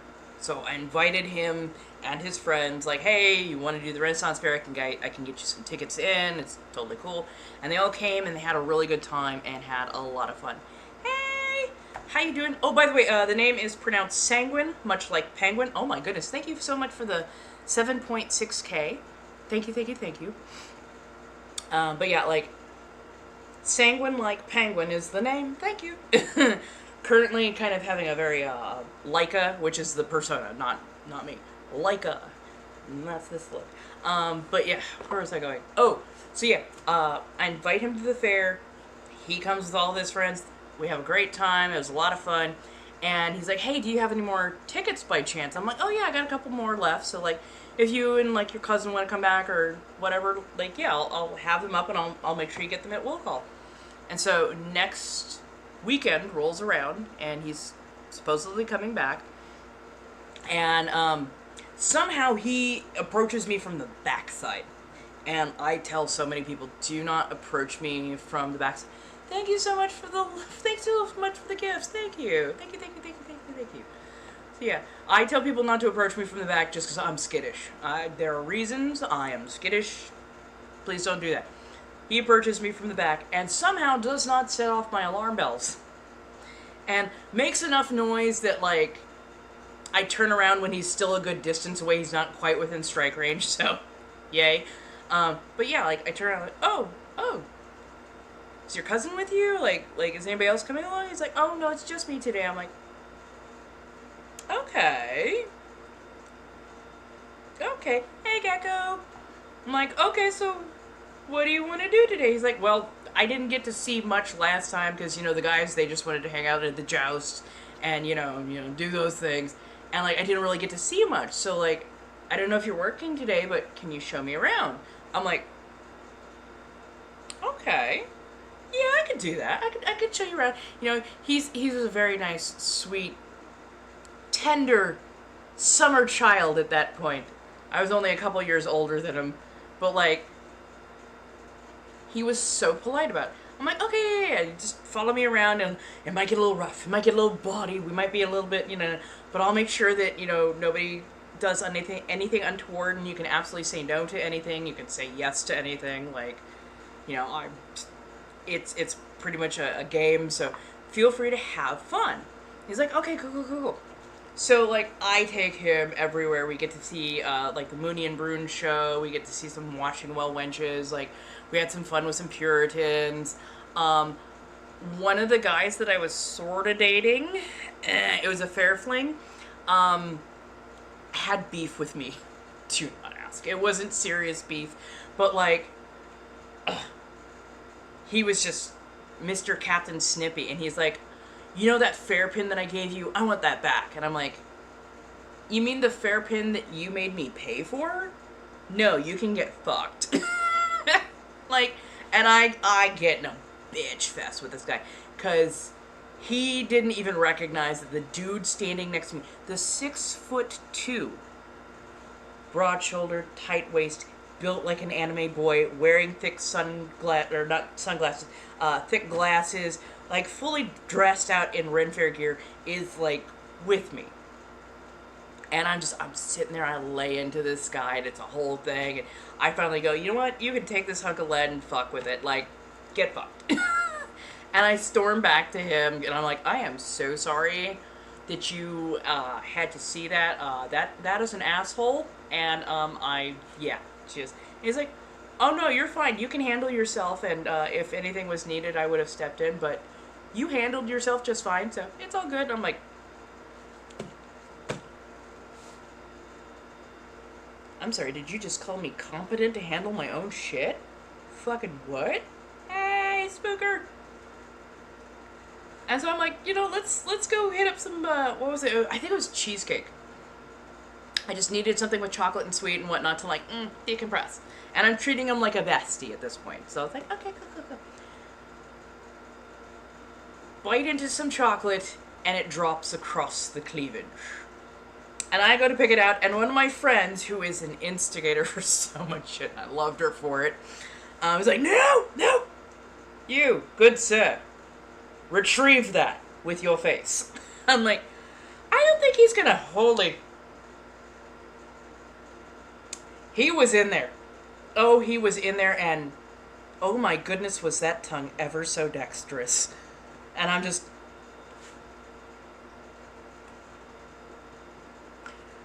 every shade of color that could be in my face was there. I'm like, thank you? He's like, my pleasure. I'm gonna be holding your arm for the rest of the day, 'cause what the fuck? Right? Ma'am, this is a cheesecake factory. You're not wrong. This was, like, he was one of the most quiet, shy individuals I had ever met. So for him to do something that bold was so fantastic. It really, really was. And I had given him permission. Like, from the beginning of the day and all throughout the day, I'm like, look, if you are just forward about it, like one of our other friends had just been, like, trying to sneak peeks at the cleaves, and I'm just like, dude, just look. It looks so much creepier when you're like, just fucking look. Just fucking look. We don't care. Just fucking look. So, like, he had actually taken my advice, and he's like, if it's okay with you. I'm like, oh my. And, yeah, a week later, he invited me out for a movie. And at the end of the movie, when we drove back to his place, we sat and we must have talked in his car for at least a good hour. And, yeah.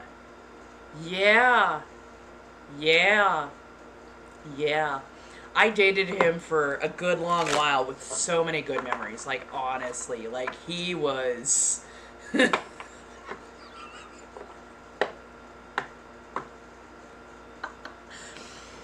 Honestly, oh my goodness. And it was funny. We stuck mostly to the kissing and the first and second base for like a good 6 months, which damn near drove me up a wall, because I'm just like,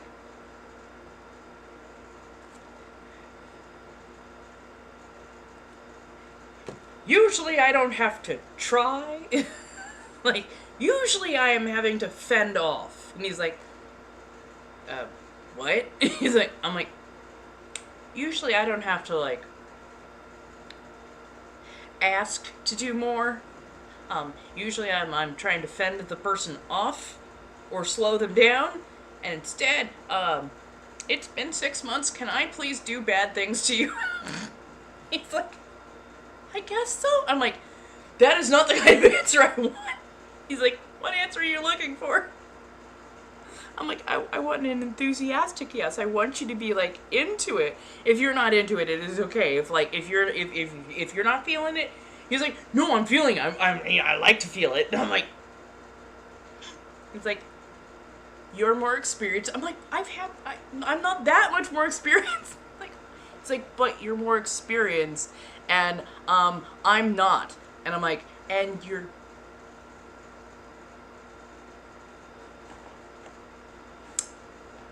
Wait a minute, you're oh. He's like, yeah, I want to make sure that everything's good, but like I don't know what I'm supposed to be doing. I'm like, I will teach you.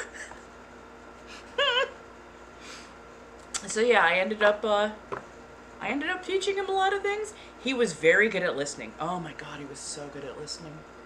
Gentle adjustments. Oh, it was fantastic. He was fantastic. Absolutely adore him. Definitely a friends to lovers to friends kind of thing, which I absolutely adored. Hello.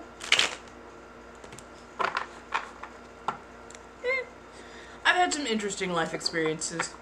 I'm just saying.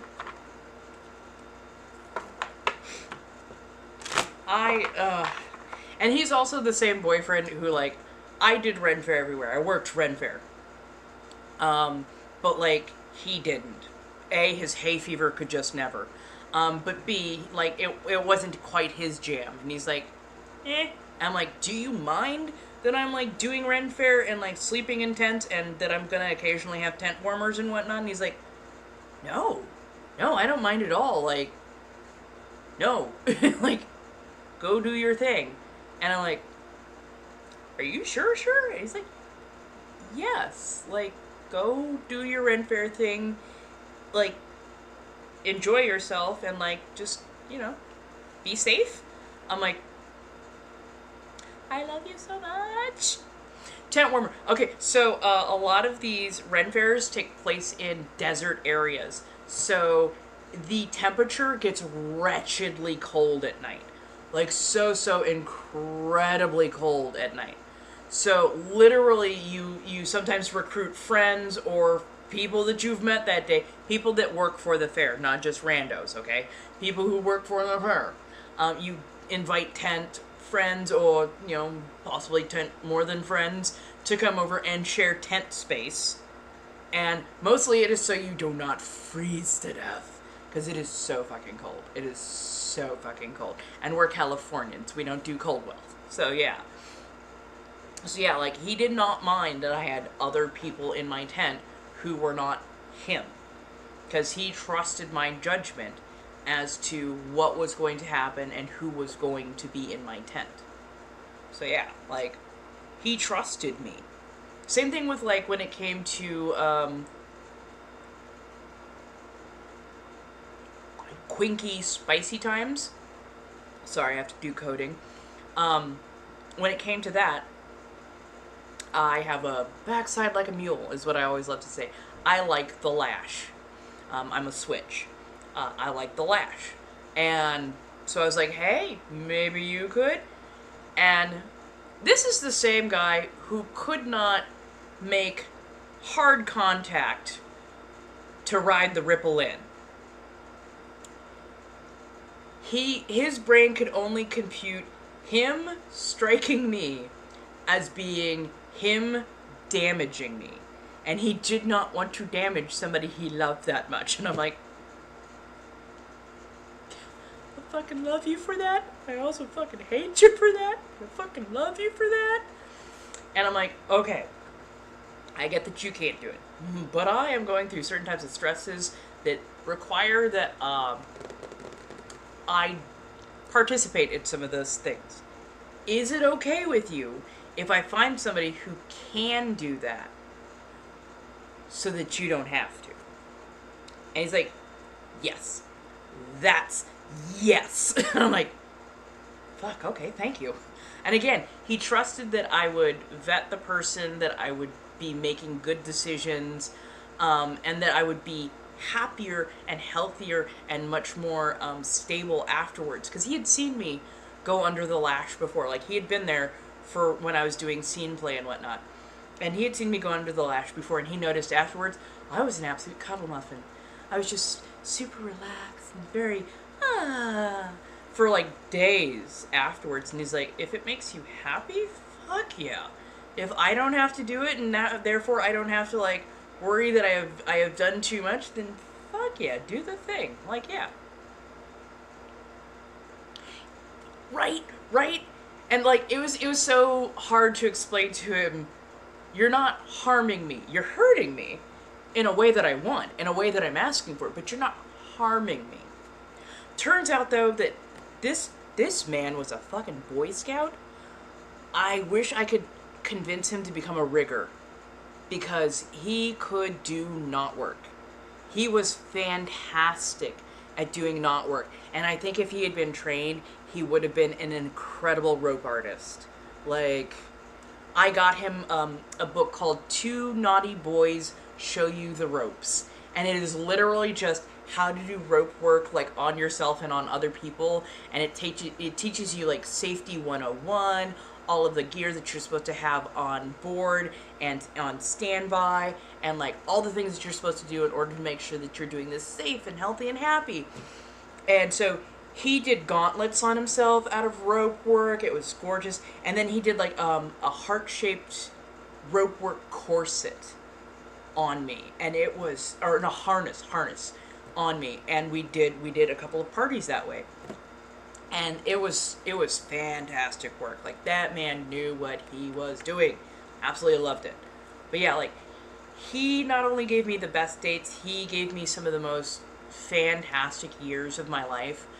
He made me realize a lot more of my worth as a person, and he showed me that I didn't need somebody who had a stranglehold on everything I did, that I could have freedom within a relationship, and that could be healthy. What? So yeah, like, even though he was young and inexperienced, and I was slightly older and slightly more experienced, like, we really grew together as people, and I still talk to him. He's still my bestie. I absolutely frickin' love him. Aww. So, we were fantastic as friends, and we were pretty good as romantic partners for a while. And then I have a much higher drive, especially in relationships. I have a much higher drive, usually, than my partners.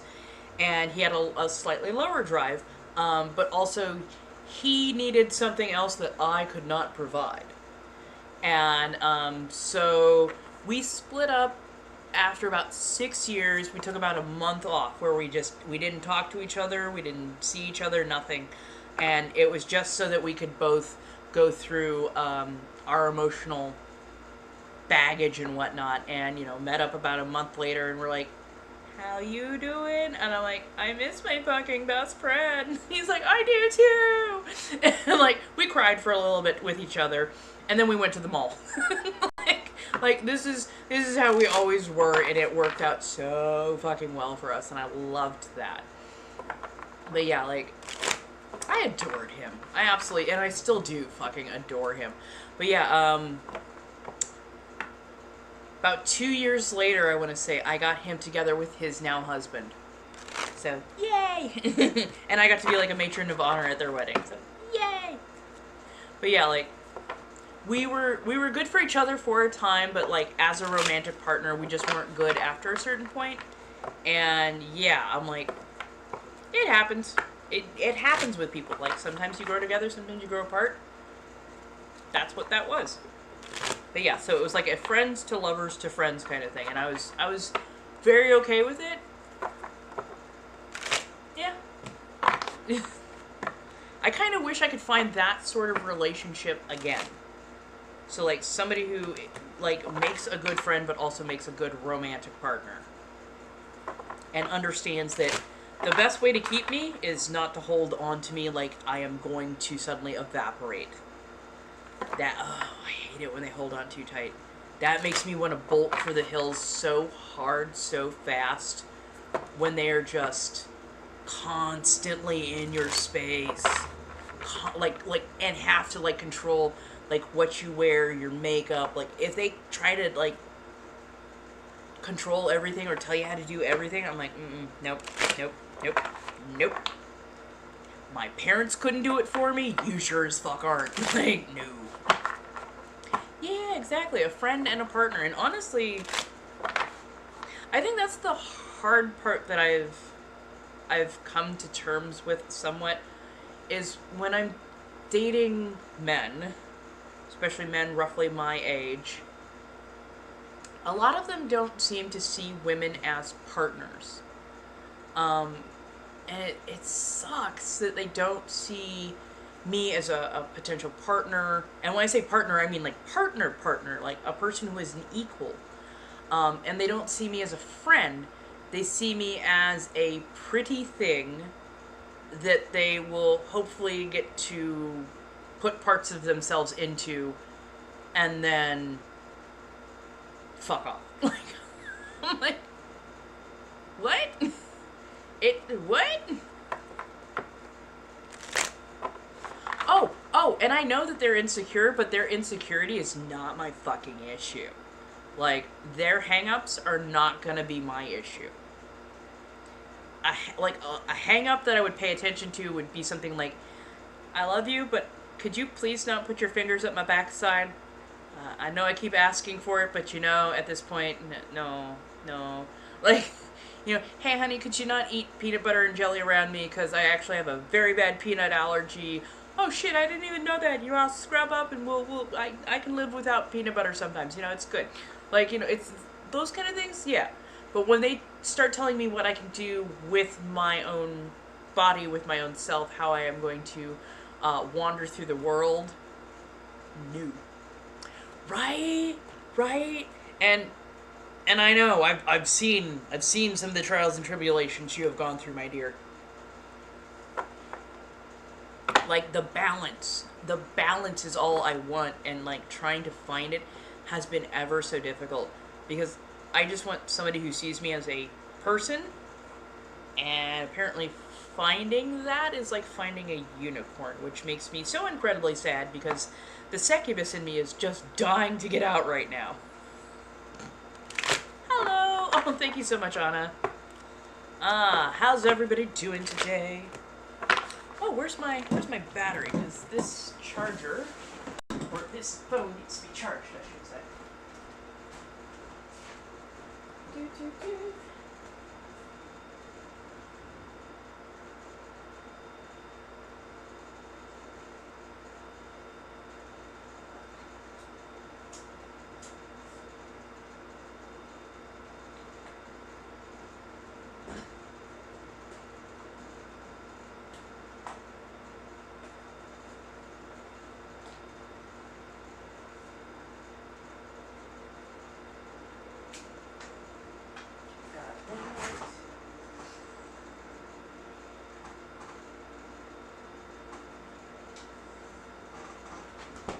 Oh, that's right, I gotta do bone broth.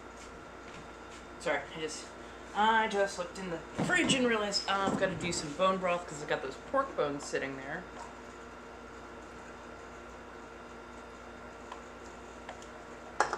Na-na-na. Yeah. I mean, you've seen some of the shit that I've been through. You have seen some of the shit that I've been through. Do you remember, what was his name? Master Loki? AKA Lock and Key? AKA asshole who thought I was his quote-unquote subby? Do you remember that guy? Yeah. Yeah. Tell me that wasn't a shit show. I mean, fuck, what, PR, HR, and head of security dog walked his ass out. So that should tell you something. That was such a trash fire. That was such a trash fire.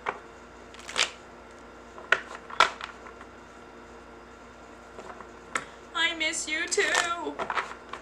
Hey. How do you do?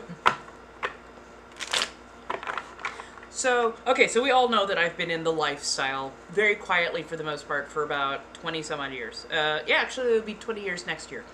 One of the first people who introduced me to the lifestyle.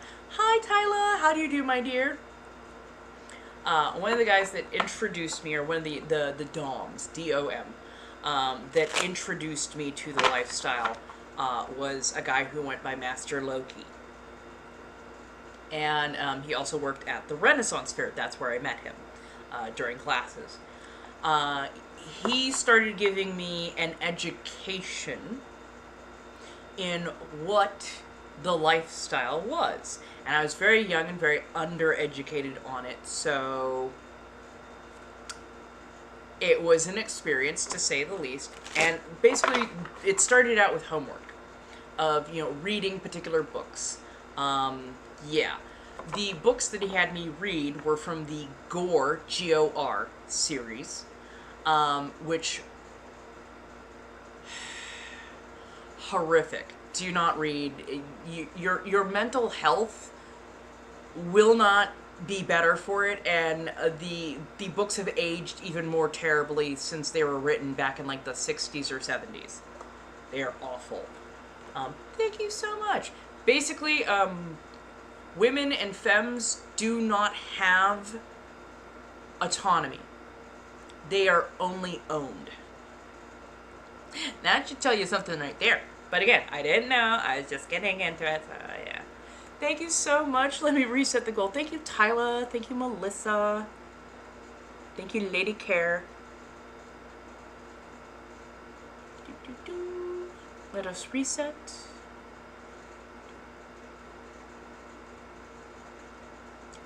Ooh, let's do the finger hearts, because we love the finger hearts. Thank you, darlings. Thank you, thank you, thank you. So, he also had me read The Story of O, and, what was it, the Anne Rampling series? There was another book in there as well. But all of these are works of fiction, firstly, and all of those works of fiction, leaned heavily into lack of autonomy for femme-presenting people, and I'm trying to code this ever so carefully. Ownership. He strictly wanted to own me. And when he asked me, like, what's the difference between a sub? I was like, autonomy. Like, sub can say no, has a lot more input, blah, blah, blah, blah, blah. A person who goes for the 24/7, they start giving up a lot of autonomy, and they rely on the person who's in charge to make those decisions for them. He's like, no. A sub is a short-term thing. Sub is rent to own. Sub, you're a part-time thing, and you're working towards becoming a 24/7. In other words, being a sub was the trial period, but you're only really a submissive person if you go the 24/7 route and give up all autonomy.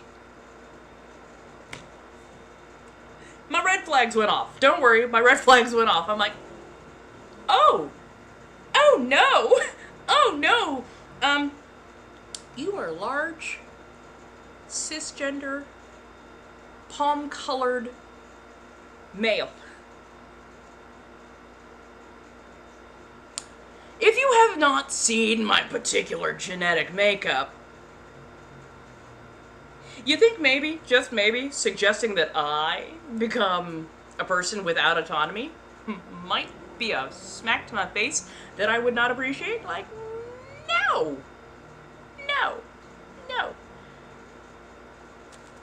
There are some people who do that. There absolutely are. And I, literally no hate to them. None whatsoever. I would not tell them that they need to give up that lifestyle. And thank you so much, Tyla. Pardon as I do another reset, and I promise I will be right back. Beep, beep, beep. Lightning bolt. So, like, 24/7 dynamics can be absolutely fine. But his kind of 24/7 dynamic that he was explaining to me that should be the thing that I want, it was a 24/7 without autonomy, which is incredibly, incredibly, incredibly rare in the community. There are plenty of people who are like 24/7s, but they are partners. It's a power dynamic. They both agree to it. There's still plenty of free movement and whatnot. No. No. And that's the whole thing. Like, a lot of abusers who want a 24/7 type thing, it's bad. It's real bad. They either they're the person who is not in charge. That's how I'm going to put it from now on. The person who is not in charge might have a job, but it's going to be like a part-time job. It is going to be a job where they're not going to be able to save up a lot of money so that they can extract themselves financially from the situation. It's, if they do work, they might even work from home. It is always going to be something that that dominant abuser person has control over. That's the kind of thing that he was explaining. That's the kind of thing that he wanted to do. And I think he thought he was going to get somebody who was going to be easy to manipulate and,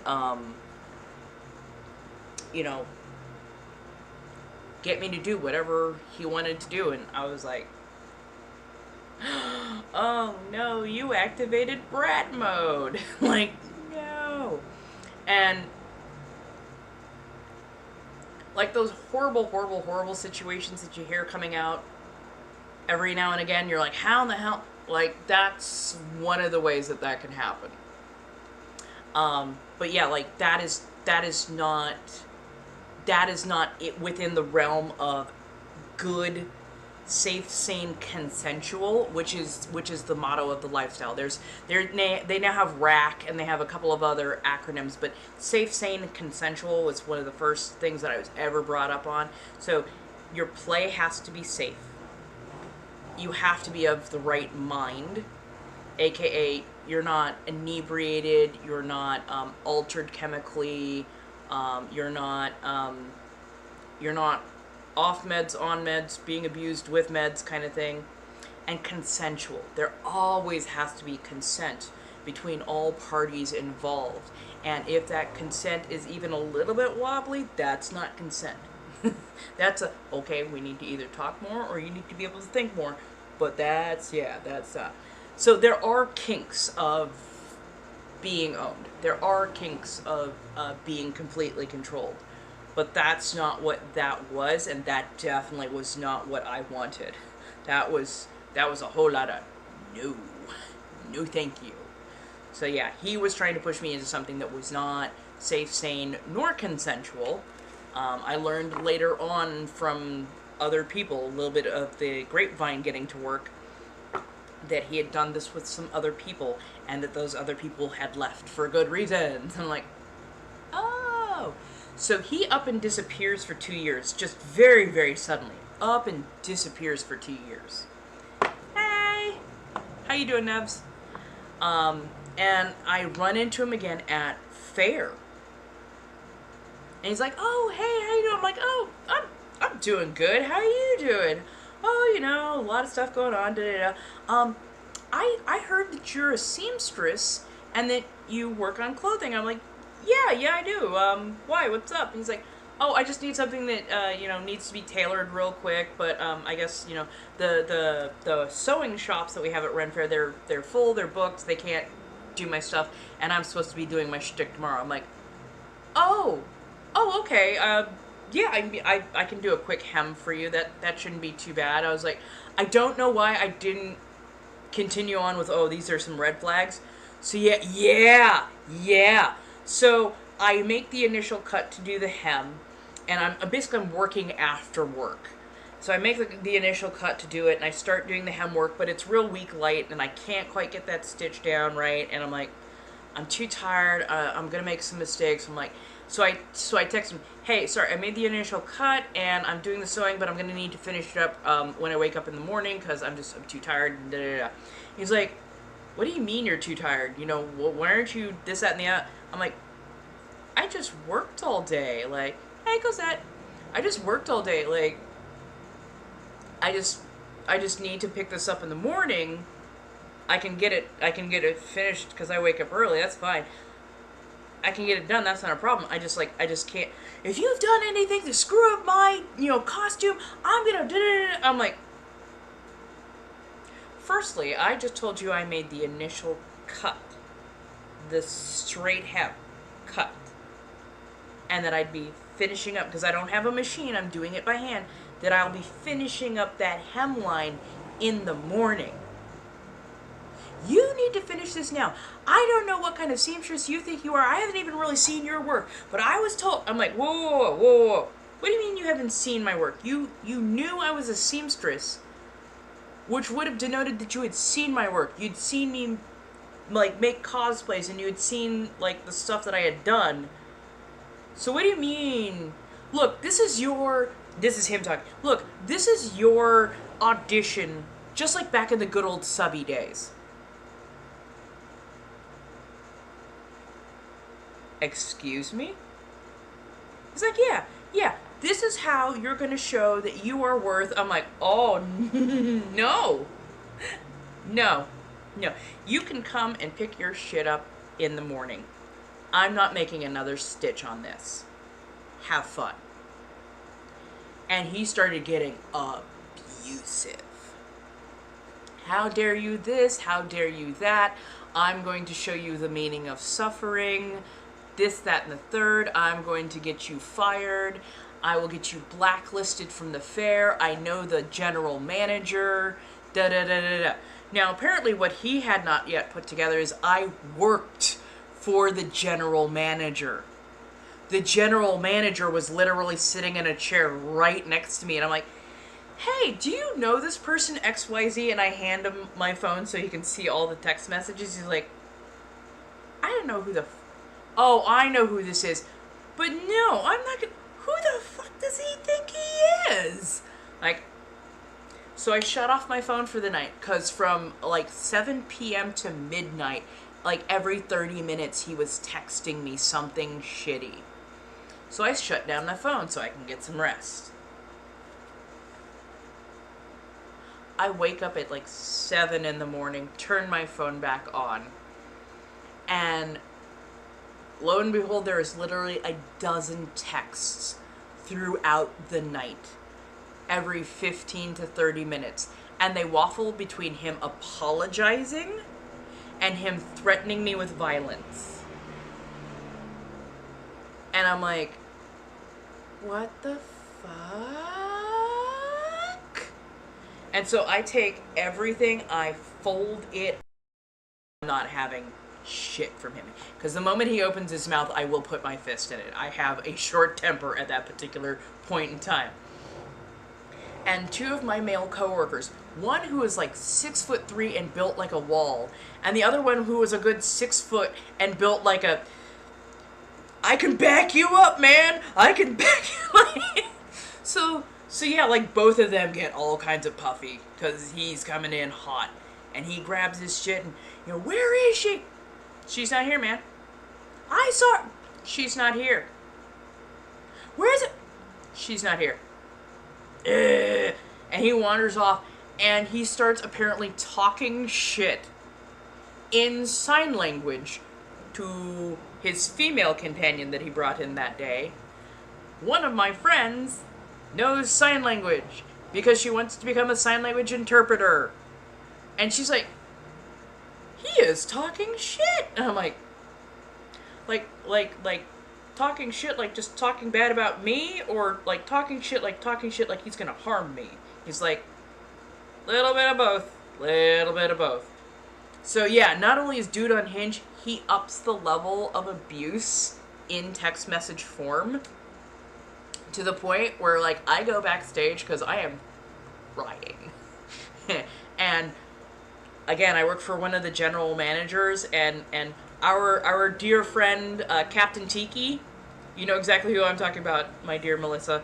Yeah, Cats and Tiki saw me crying and is like, what's going on? And who do I need to unalive? And I'm like, you have a cleaver in your hand?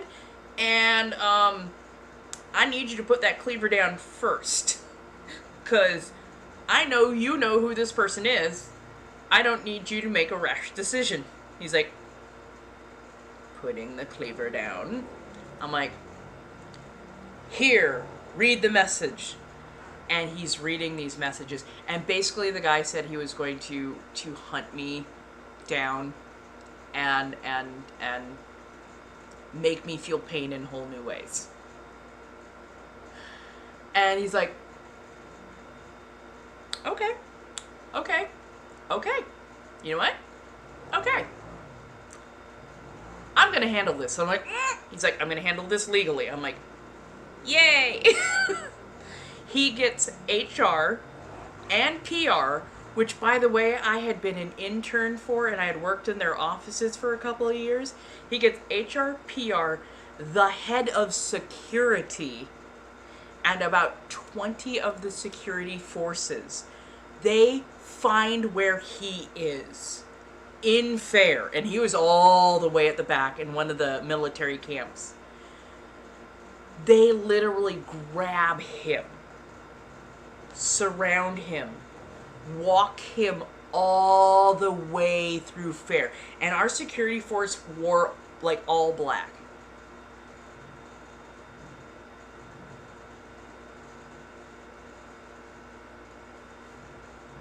I'm not discussing regulated substances.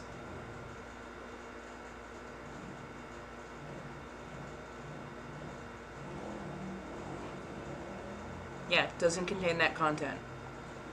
So yeah, like,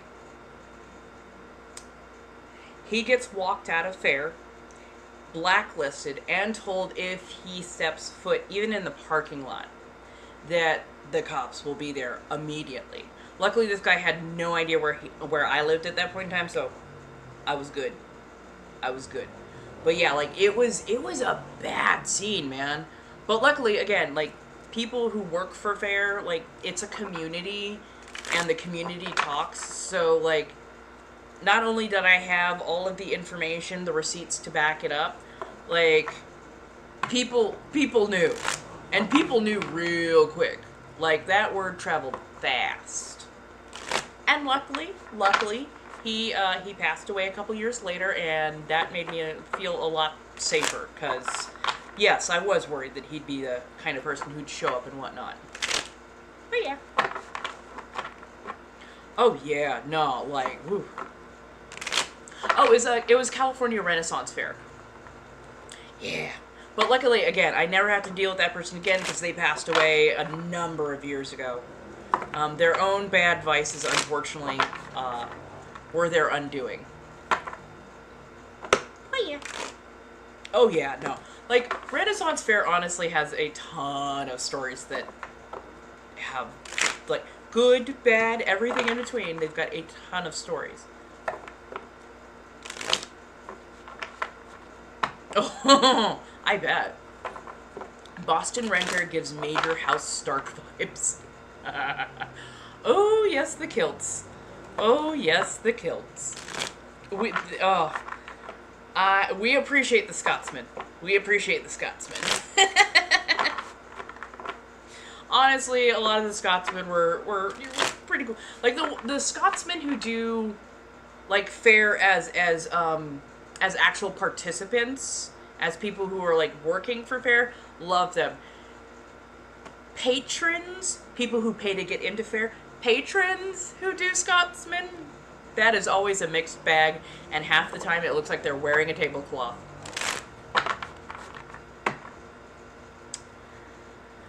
He passed away due to the use of hard spirits and illicit substances. And he did too much of them. I mean, you're right though. He may have pulled stuff on the wrong person, and if they're witchy like me, he may have just gotten a big old dose of karma. So, Oh, yes, yes it does. Oh, yes it does. Texas does big Ren Fair. Texas does a Ren Fair so big that, like, it takes you several days to actually get all the way around it. Okay. Night, darling. Have a good one. Definitely hit me up. You can always DM me. But yeah, Texas does a major Ren Fair. Very, very large Ren Fair. That is, like... I don't think it's directly in summer, but I want to say it's, like, springtime. Yeah. Yeah. Like, it's a whole thing. It is a whole thing. Oh my goodness, best costumes. Like, I liked a lot of the merchant class costumes. The nobility, I mean, you're spending so much money. But, like, I think one of the best costumes or costume groups that I ever saw was a family dressed as nobility. They had a mother who was doing the queen, a father who was doing the king, prince and princess, son and daughter. And it was all done in Caltrans orange. Caltrans, if you don't know what Caltrans is, I live in California. California transportation system. They basically, they clean up the highways. They wear very, very, very high visibility clothing. Like, you can see them from, like, miles away. They are so loud. Like, the color is so bright. Yeah, okay. Yeah, I think, like, most states do have at least one or two Ren Fairs, if not multiple. So, yeah.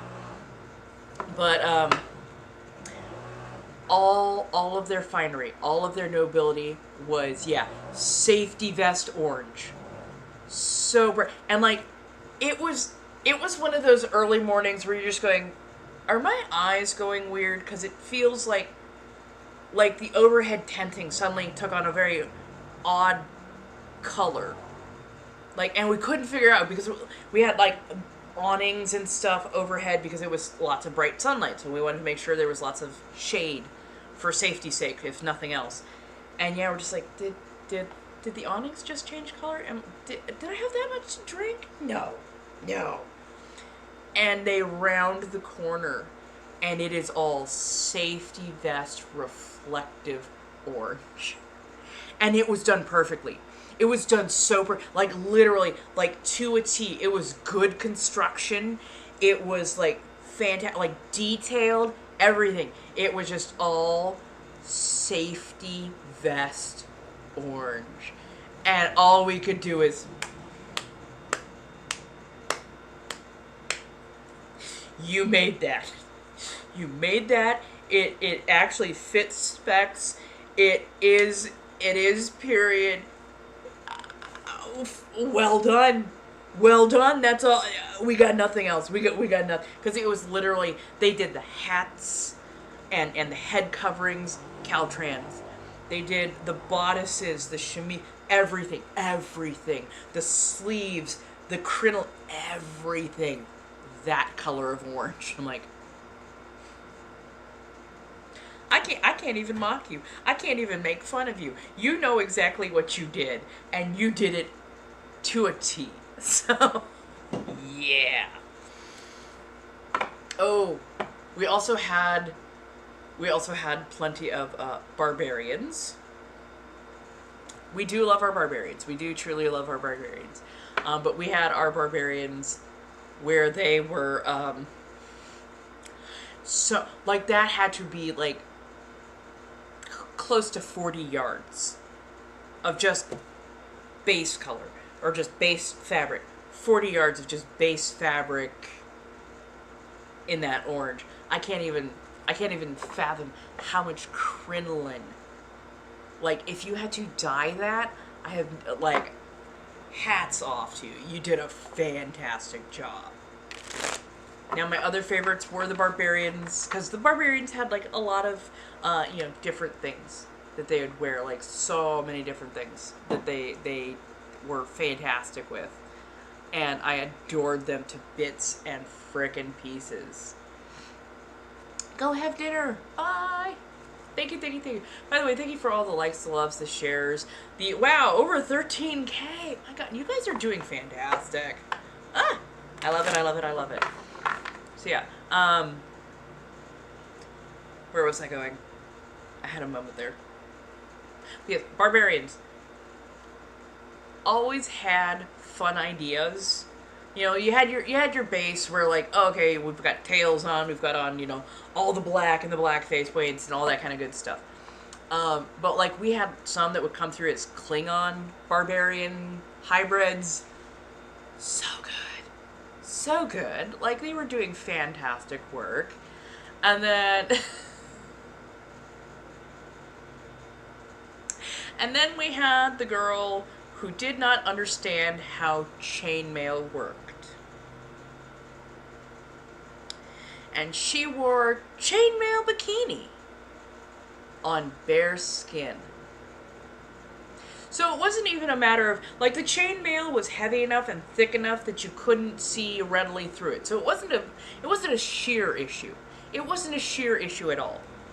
But it was an issue of, your skin is not meant to be directly up against chain that has been linked together that creates pinch points.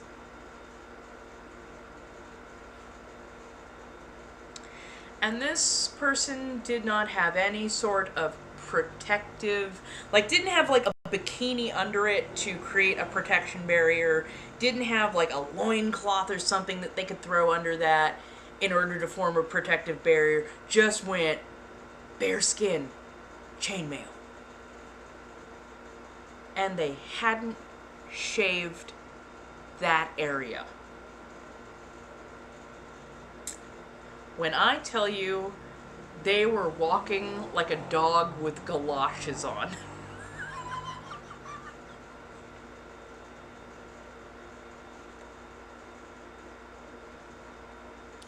They were accidentally epilating their own bits. And I think one of their friends is like, I told you had to wear something under that. I'm like, so yeah, they were so chafed. So incredibly chafed. And could not find any comfortable way to sit down. Like, I think I saw them an hour or two later, and they had to, like, change out to, like, peasants' bloomers and, like, one of those itty-bitty, like, crop tops that they sometimes sell that have, like, the wenchy crop tops, basically. And I'm just like, your friend who is also wearing chainmail, but at least had enough common sense to put something under it. Like, if your friend is telling you, dude, you need to have something under the chainmail or else you're not going to be happy, like, you think? Like, but I mean, we have seen so many things. We used to have something we called a wall of no. That we would see. Like, we would see people would walk through, and either you'd put up, like, a quote from something that you overheard, or maybe you draw a little picture, and it was just this white painted shack that we had at the back, and you just, the information of the day, the wall of no. We had people come through, and I am rarely one to say, maybe you shouldn't wear that. But, like, these were life choices so bad that it warranted being mildly kink-shamed. We're just going, really? That was your idea? That was your good idea? Like the Tinkerbell, who was wearing basically a size small, stretchy Tinkerbell dress. And this was a size me person. Turkey leg tucked under one arm. Yes, they come wrapped in foil, but those things are screaming hot. You could see the juice running down the side, and we hoped it was just the juice from the turkey leg and not just pit sweat. And just, like, little itty-bitty Tinkerbell bag, and, like, they were wearing it so seriously. Like, you could tell this wasn't a joke to them. This wasn't an everybody's having a haha, this is a fun moment between everyone. They were so dead serious about this. And just knees akimbo. Everybody was like, look up, look up, look up. Just look up. Don't look down. Just don't look down. Like, it was... Madam, while we do not have many rules of decorum at the Renaissance Fair, you have violated at least 3 of them. Why? Like, right? And like, at the same point in time, I am guessing a woman who is well into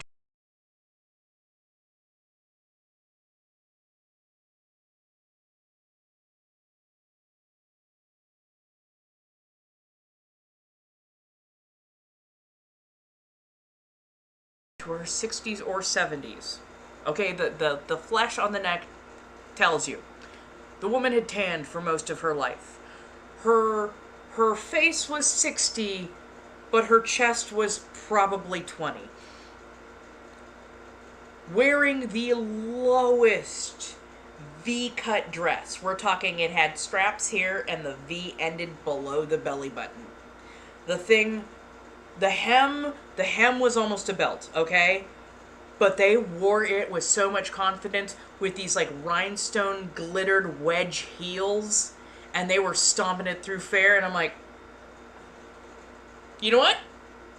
I applaud you. Because stomping through fair in heels is not easy. At least you're smart enough to do a wedge heel so you have a little bit of a purchase. But like, you're owning it. You are not shying from it. You're rocking out with it. I'm okay with this. I am so okay with this. That Tinkerbell, on the other hand, had the biggest small world chip on her shoulder. And it's like, madam, you showed up here, of all places, dressed like that. You are either going to be supremely comfortable or supremely uncomfortable, and you have chosen the uncomfortable routes. Hello, darlings. How are we doing today?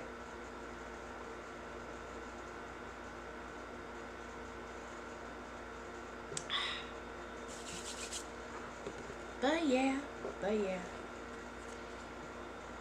I loved Ren Fair. I really did.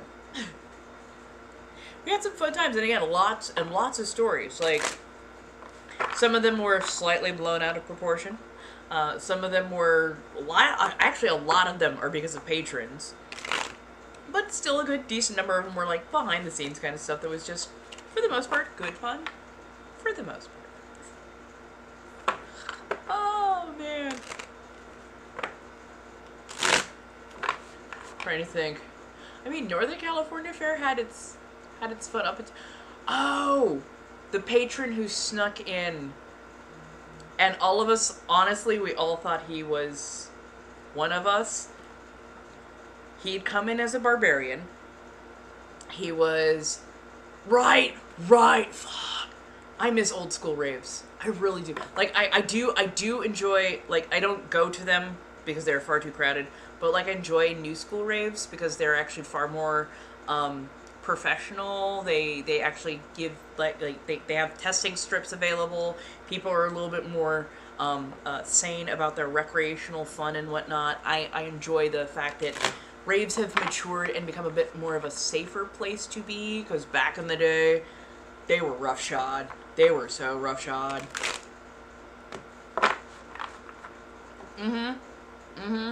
That part. But yeah, so one night, Northern California Fair, we had like a big, like kind of costume party-esque thing going on. There were a lot of people dressed up in different things. Nobody was in like Ren Fair clothing of any variety. Everybody was dressed up because it was a party night.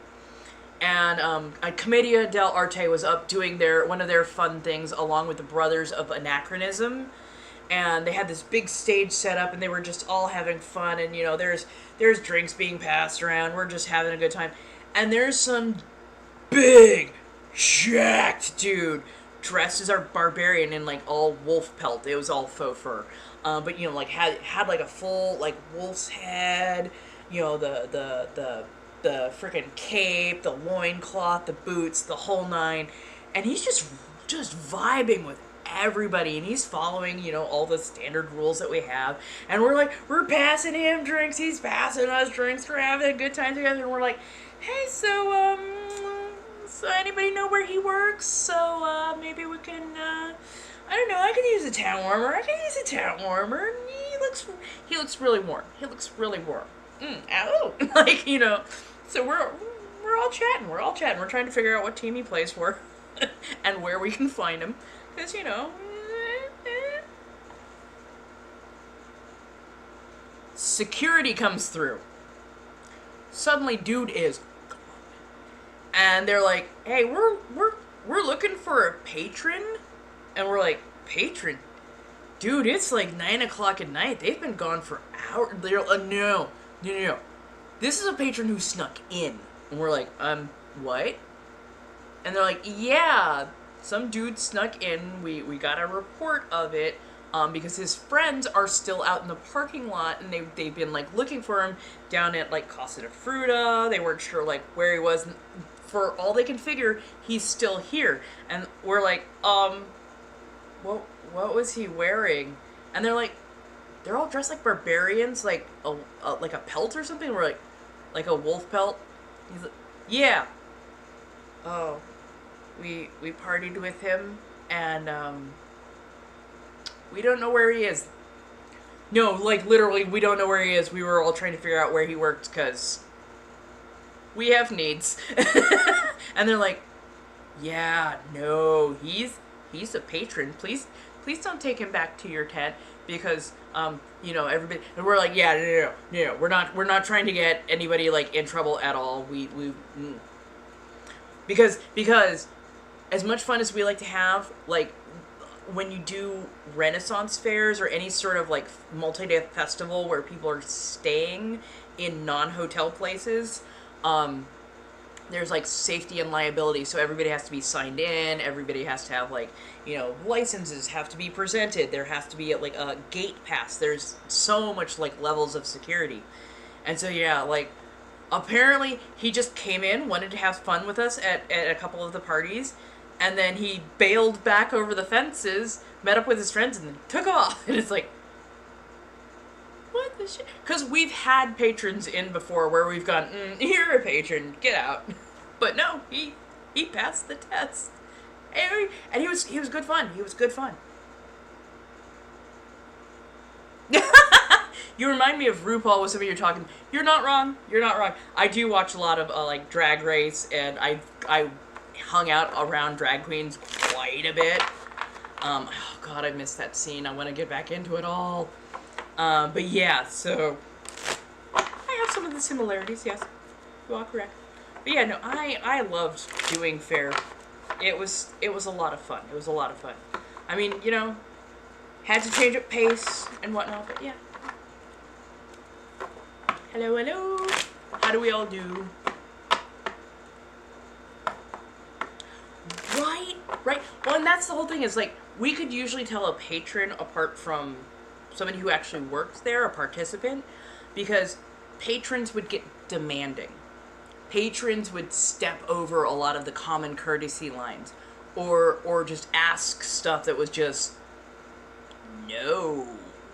Like, no. And he, on the other hand, not only was like, hey, would you like some drink?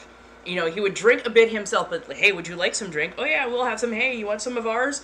And like, don't ask. We didn't have all of our common sense back then. Like, I'm amazed more of us did not end up. Holy crap! It's like, if every person was like him, if every participant was like him, trust me, we could have thrown entire bacchanalias if patrons had been more like that.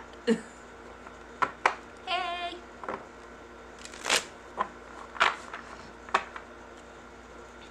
So is it just a company rule, or is it a self-morale not to be with the Oh, no. So no, it's, so staying overnight was the problem. So like, if you wanted to go home with a patron for some weird-ass reason or another, go. It's fine. Trust me, the amount of people we have found in porta-johns, in the flushy toilets, on the hay bales. Like, shit happens. Shit happens everywhere. Trust me, we were not a judgy crowd when it came to that. It was literally just a health and safety thing, and if the county got wind of patrons staying overnight and becoming a liability on their fairgrounds, then they would pull the permits for us being able to even be there at all. So it basically would have gotten the Ren Fair shut down for health and safety reasons. So yeah, like, we couldn't have them in there because health and safety, not because of what do you call it, like any like moral clause or anything to that effect. No.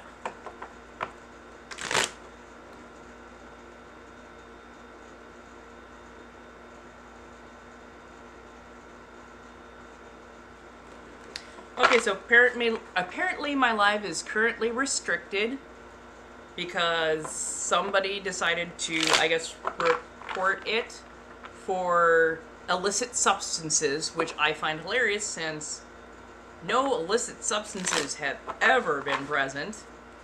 I am drinking frickin' grape soda. Like, okay. And I'm telling stories about consenting adults with a whole lot of coding.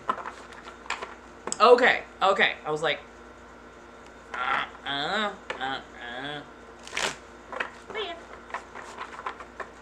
But yes. No, like, honestly, there was a lot of hookup cultures. I'm pretty sure there's still a lot of hookup culture. But yeah, like, there's a lot of hookup culture in Ren Fair. A lot of safety is actually observed. People do tend to bring all the things needed to party when it comes to spicy time. But yeah, like, patrons are the ones who we have problems with more often than not because they don't observe the same level of safety, level of consent. Some of the worst cases, though, aren't even like of a spicy nature. It's much more of a drinking nature that becomes the problem. Because, you know, 1 or 2 ales, and you get a little friendly. But like 6 or 7 ales, and yeah, you can't consent, and you cannot ask for consent because you are not sober. You're not functional. And yeah, we had plenty of people who had too much to drink and then get into people's spaces or especially into workers' spaces, and they're like, "Well, but you got him out there anyway." And it's like, A, this is a bodice. There is nowhere for this shit to run. B, me having my cleavage up to here is not an invitation for you to touch me. Consent still needs to be key. Hello, darling.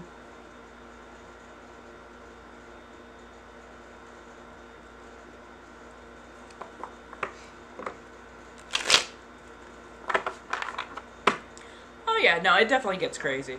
And definitely, hello, darling.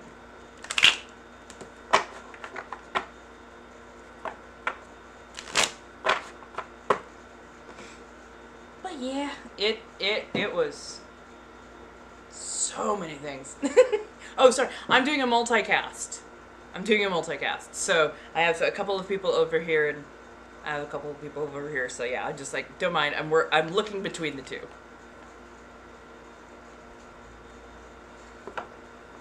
Like ice cream on Sunday. Oh yeah, there's a lot of security. In fact, most of us got to know the security teams really, really well. Actually, some of my friends married some of the security teams.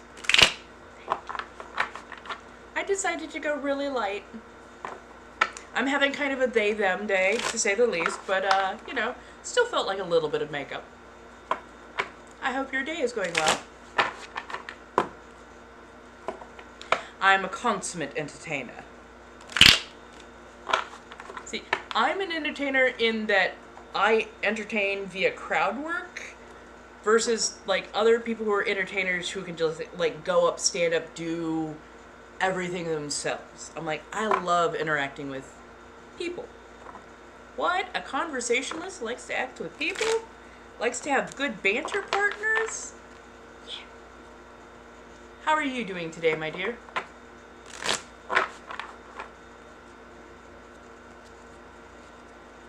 Yeah, like, we had a good security team, and they were, like, literally 24/7. They would take shifts. We always had... We had several plainclothes, which I never even knew who most of the plainclothes ones were. They blended in well. But then we also had ones that had on, you know, brightly colored shirts or very, very uniform styled shirts so that you knew exactly who they were so you could find them very, very quickly. Yeah, they were... Everybody knew everybody. There was, like, lots of code words. We knew what certain things need. Oh, my goodness. Is my cousin here? I've been looking for my cousin at the market. Cousin, could you please come over here and get me? Like, that was the, I need help. I need help now. Somebody's in my space making me feel very uncomfortable. I don't think I can get out my elf. Like, could somebody please come and get me? And seeing as most of the upper class, like merchant class into nobility, wore live steel that was piece-tied, yeah, we honestly didn't have a lot of problems. I think we only had one instance where...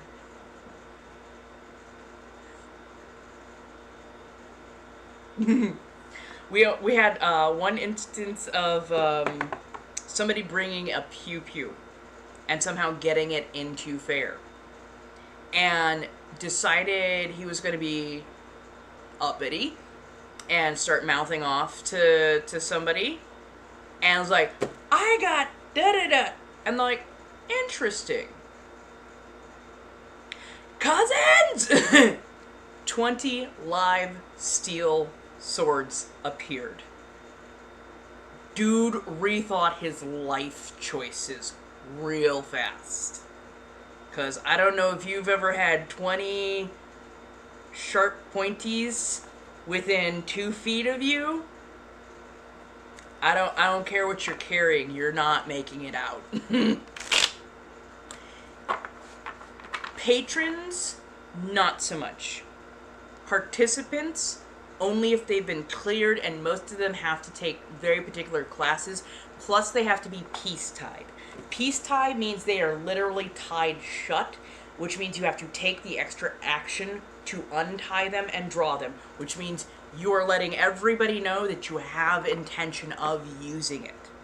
So you don't just get to pull it out as you feel like. No. So not in general. Sometimes you can have a sword on you, but it at all times has to be piece-tied. If it was bought there, it has to get wrapped and packaged in a way that you cannot readily open it. And we often encourage you to go out to your car to drop it off and cover it up, and then you can come back in. But yeah, like, you cannot just wander around with live steel on your hip. And most of the steel that is sold is not live. Live meaning sharp. When somebody says live steel, they mean this has a sharpened blade that is meant to be used. So yeah. Red again?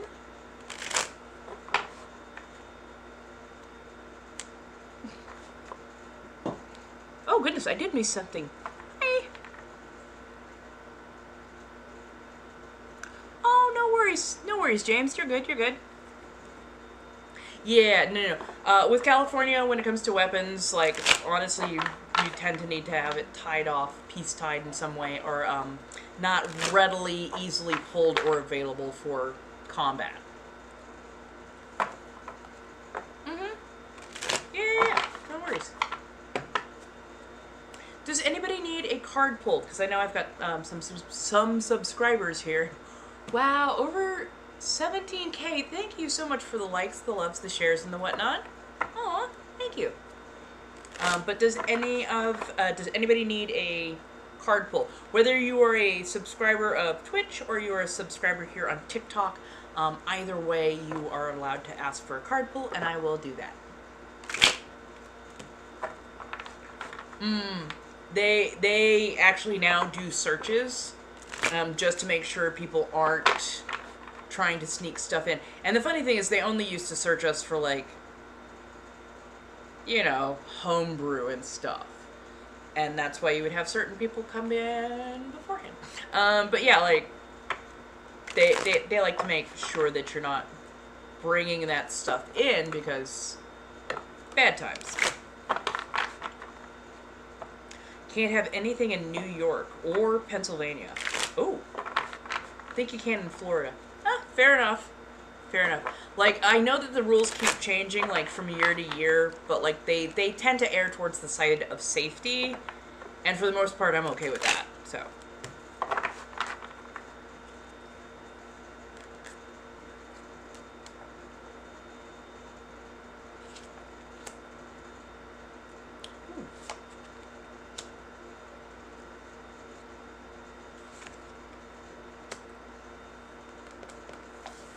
Yep. I didn't put intention into it. I was like, that doesn't make sense.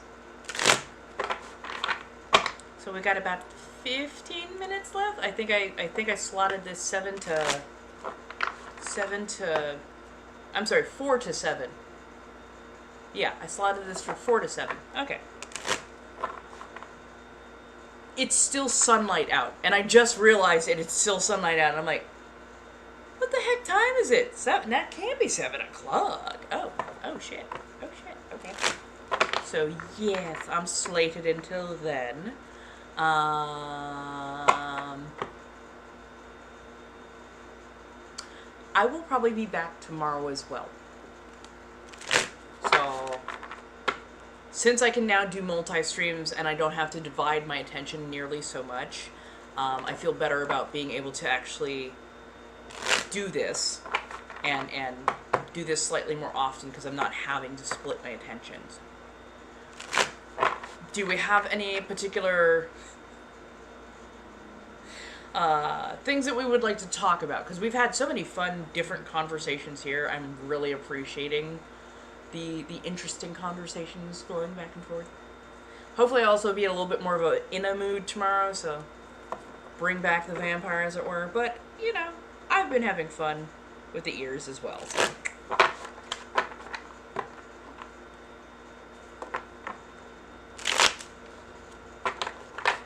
Ooh, what do I need to have for dinner? 'Cause dinner sounds good.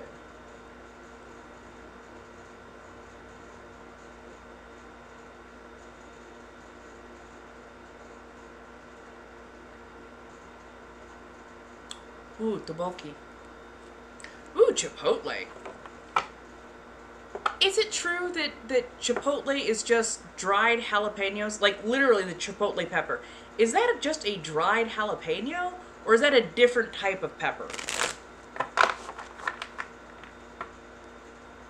Would I reply to an old ex? It really depends on the ex. There's a couple that I would reply to, but it wouldn't be pleasant. It wouldn't be a polite reply. There are a few that I, reply with like a kick to the shins. There's like maybe only 1 or 2 I think I would reply cordially to. But yeah, like, the only ex that I am still like friends with is my Virgo, and again, they are a wonderful person, so absolutely. Ooh. Heck yes, that sounds good. A BLT with fresh tomato. Grilled cheese sandwich. Oh, grilled cheese sandwich sounds good. Ooh, and maybe I can make myself a little bit of the tomato bisque. Oh, it's not different? Oh. Oh, it's a smoked jalapeno. Okay. Okay. Maybe that's why, like, I can't eat jalapenos. Like, they make my throat feel weird. Like, not in a bad way, just like they put a little itch back there. And then when I eat just like something that has a good amount of chipotle in it, like, again, it causes the backside of my throat to kind of like itch. I'm just like, huh, I wonder what that is. Oh, so, well, yeah, it's the same pepper. I know. Like, bisque in this heat, what am I thinking? But no, it's just because I'm thinking grilled cheese sandwich. And then, like, not a hot bisque, but maybe, like, closer to a room temperature, maybe even barely warm bisque with, like, a nice iced coffee afterwards. Just thinking. What are you going to have for dinner, my dear?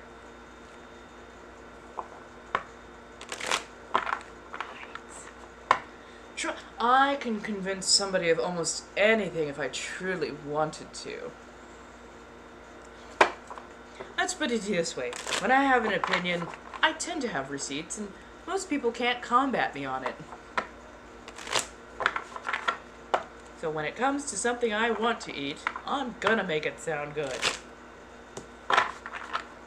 Because I think I've got like whole wheat bread, like nice, like the little good finger sandwich size bread. But yeah, I've got Kewpie mayo. I've got stone ground mustard. I've got some really nice, finely shredded, like, it wasn't quite as dense as, like, Parmesan, not as dry as Parmesan, but, like, a drier aged cheese, and some everything bagel cheddar. So I'm thinking of, like, doing just really a fancy sandwich with just a light cheese crusting on the outside, and maybe, like, a little bit of a tomato bisque on the side for dipping purposes. Just saying. I'm just saying.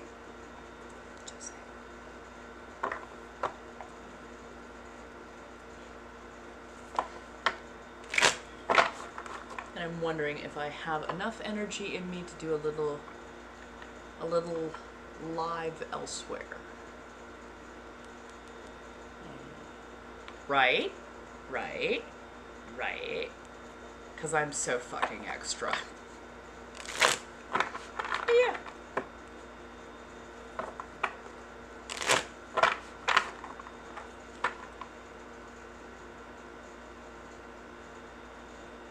Yeah, that does sound good.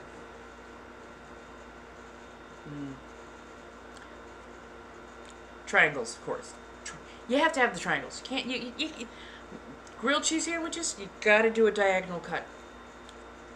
I don't know why I got so mad as a child when a grilled cheese sandwich would get cut directly in half. I'm like,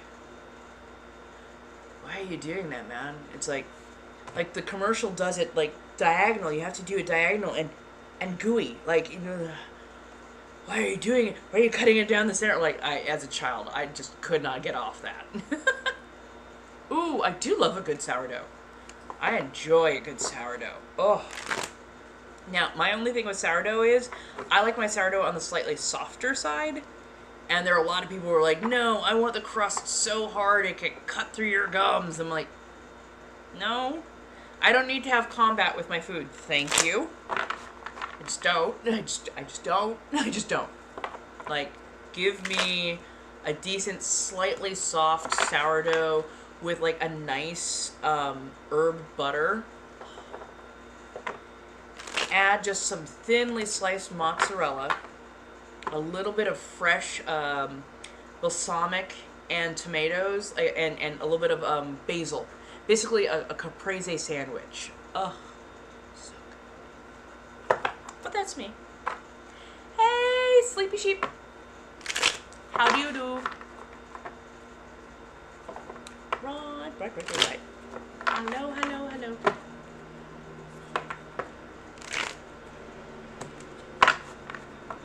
Don't mind me. I shuffle as a way to stim, because I can't sit still. Yay! I am glad you have found me. How do you do?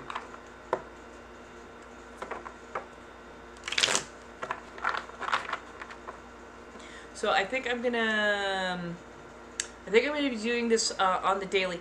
Is the 4 to 7 working for people, or would a 5 to 8 work a little bit better? Because I've adjusted a few things here and there, and it's like, eh.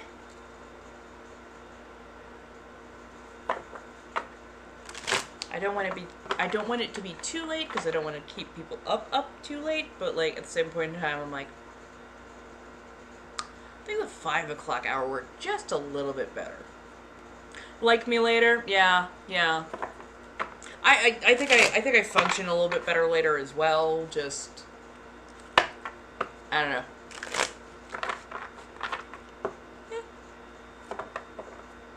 Okay, so if I do make an adjustment, you will know. I will try and put my lives up on the calendar so people can, like, click in. Yeah, nighttime does definitely hit different. You are right. You are correct.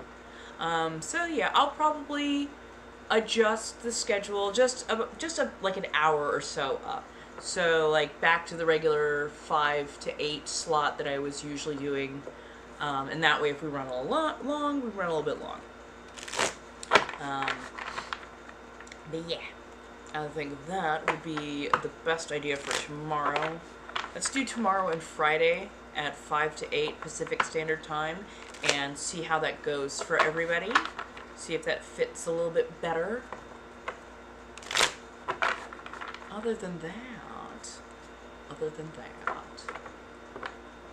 yeah. And then I've got to start, I need to start scheduling times to be on the 18 and over platforms as well. Honestly, I don't know if mornings or evenings would work better because people from around the world are up at all different kinds of times, so still dialing that one in. But I guess that would be easy enough to do after doing one of these because I'd already be in that headspace. So yeah. Yes, most definitely. So I've gotta head off. I've gotta get some dinner in me, and I'm gonna decompress for a bit. But I will be back tomorrow. I will be doing cards as always, of course. And I hope y'all have a good day. Let's put that, not even positive energy, but like let's put that motivational energy out for everybody to, kind of do. Oh no. I will be back tomorrow, 5 to 8 p.m. roughly Pacific Standard Time. I'm trying to get an overall calendar set up so people can find me more quickly and succinctly. So yeah. Thank you so much. Thank you guys. Have a lovely night.